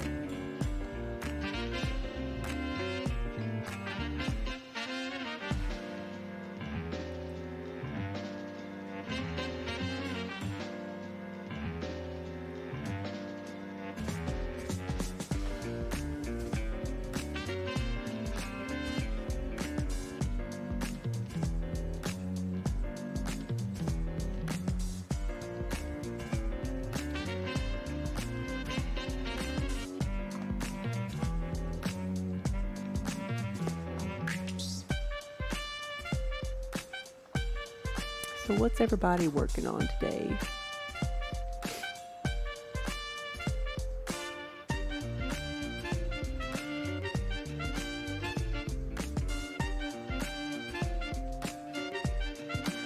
There's a new pottery person on here.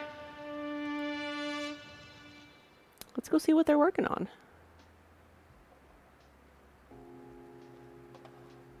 Pillsbury Clay Boy. Teapot trimming and assembling.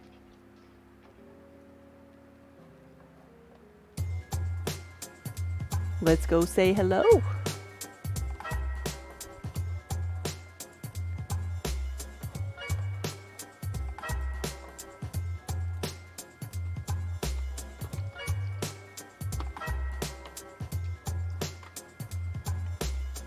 All right, guys. I will see y'all later. Thank you so much for watching. We will maybe do a kiln opening in the morning first thing. Maybe, if that's how everything, the schedule of everything cools down. I think we will be able to do that.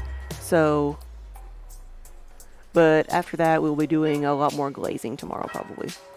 But if I don't see you again, have a wonderful weekend. And thank you so much for watching. Thanks for hanging out with me while I got some stuff done today. And I will see y'all later. Haven't pulled a handle in years. My least favorite way to make handles. Get